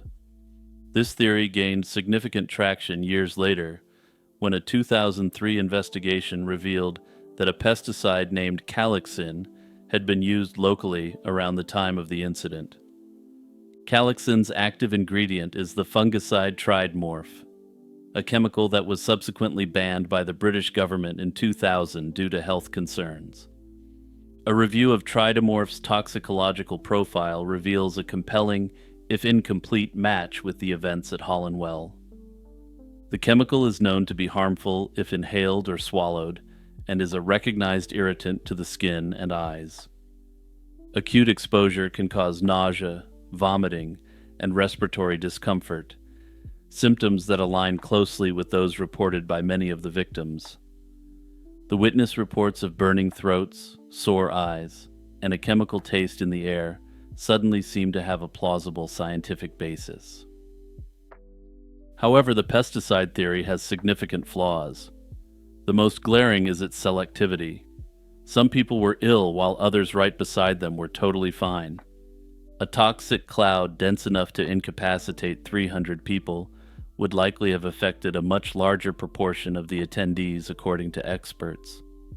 Secondly, the rapid recovery of most victims, with the majority discharged from the hospital within 24 hours, seems inconsistent with severe chemical poisoning. Finally, in the more than 4 decades since, there have been no documented long-term health consequences or clusters of chronic illness among the victims. After a joint inquiry, Ashfield District Council and the Nottinghamshire Police arrived at a startling conclusion. They ruled that the cause of the Hollandwell incident was an incredibly rare epidemic of mass hysteria. Today, this phenomenon is more precisely termed mass psychogenic illness. MPI involves the unconscious manifestation of real physical symptoms, fainting, nausea, headaches, in response to a potent psychological stressor. The conditions at the showground were a textbook recipe for such an outbreak. The children were a cohesive group, organized into their respective bands. They were under significant stress, being tired from travel and anxious about their competitive performances. The initial unexplained collapse of a few children provided a dramatic and frightening trigger. The illness then likely spread via social contagion. The sight and sound of others falling ill created a wave of fear that became a self-fulfilling prophecy. This contagion was almost certainly amplified by official announcements over the PA system. A photographer at the scene recalled a chilling pattern. An announcer would warn people not to eat the ice cream, and children eating ice cream would faint. Then a warning about the water was issued, and those who had been drinking it started to collapse. These well-intentioned warnings likely acted as a powerful nocebo effect, the opposite of a placebo, where the suggestion of harm creates a genuine negative physical reaction. The authorities, trying to identify a threat, inadvertently gave the crowd's free-floating anxiety a series of concrete targets. The enduring mystery of the Hollandwell incident may be that it doesn't have a single simple cause. The evidence doesn't demand a binary choice between a chemical agent and a psychological phenomenon. Instead, the most compelling explanation is an integrated one: a mild environmental irritant, likely the pesticide tridemorph, caused genuine physical symptoms in a few children. These initial cases, grounded in a real toxicological reaction, then served as a powerful and credible trigger for a massive wave of mass psychogenic illness. This integrated hypothesis resolves the major contradictions. It accounts for the real physical symptoms like burning throats and nausea that are hard to explain by psychology alone. It also explains why not everyone was affected and why most recovered quickly, which is inconsistent with widespread poisoning. It acknowledges that the symptoms were absolutely real, whether their origin was ultimately in the lungs or in the mind. Further, it explains how babies, who are necessarily immune to mass psychogenic illness, were also affected. Ultimately, the legacy of Hollandwell is one of uncertainty, fueled by a critical institutional failure. It was confirmed years later that an official report on the incident was produced, but has since been lost, a fact that has cemented a narrative of a cover-up in the minds of many victims.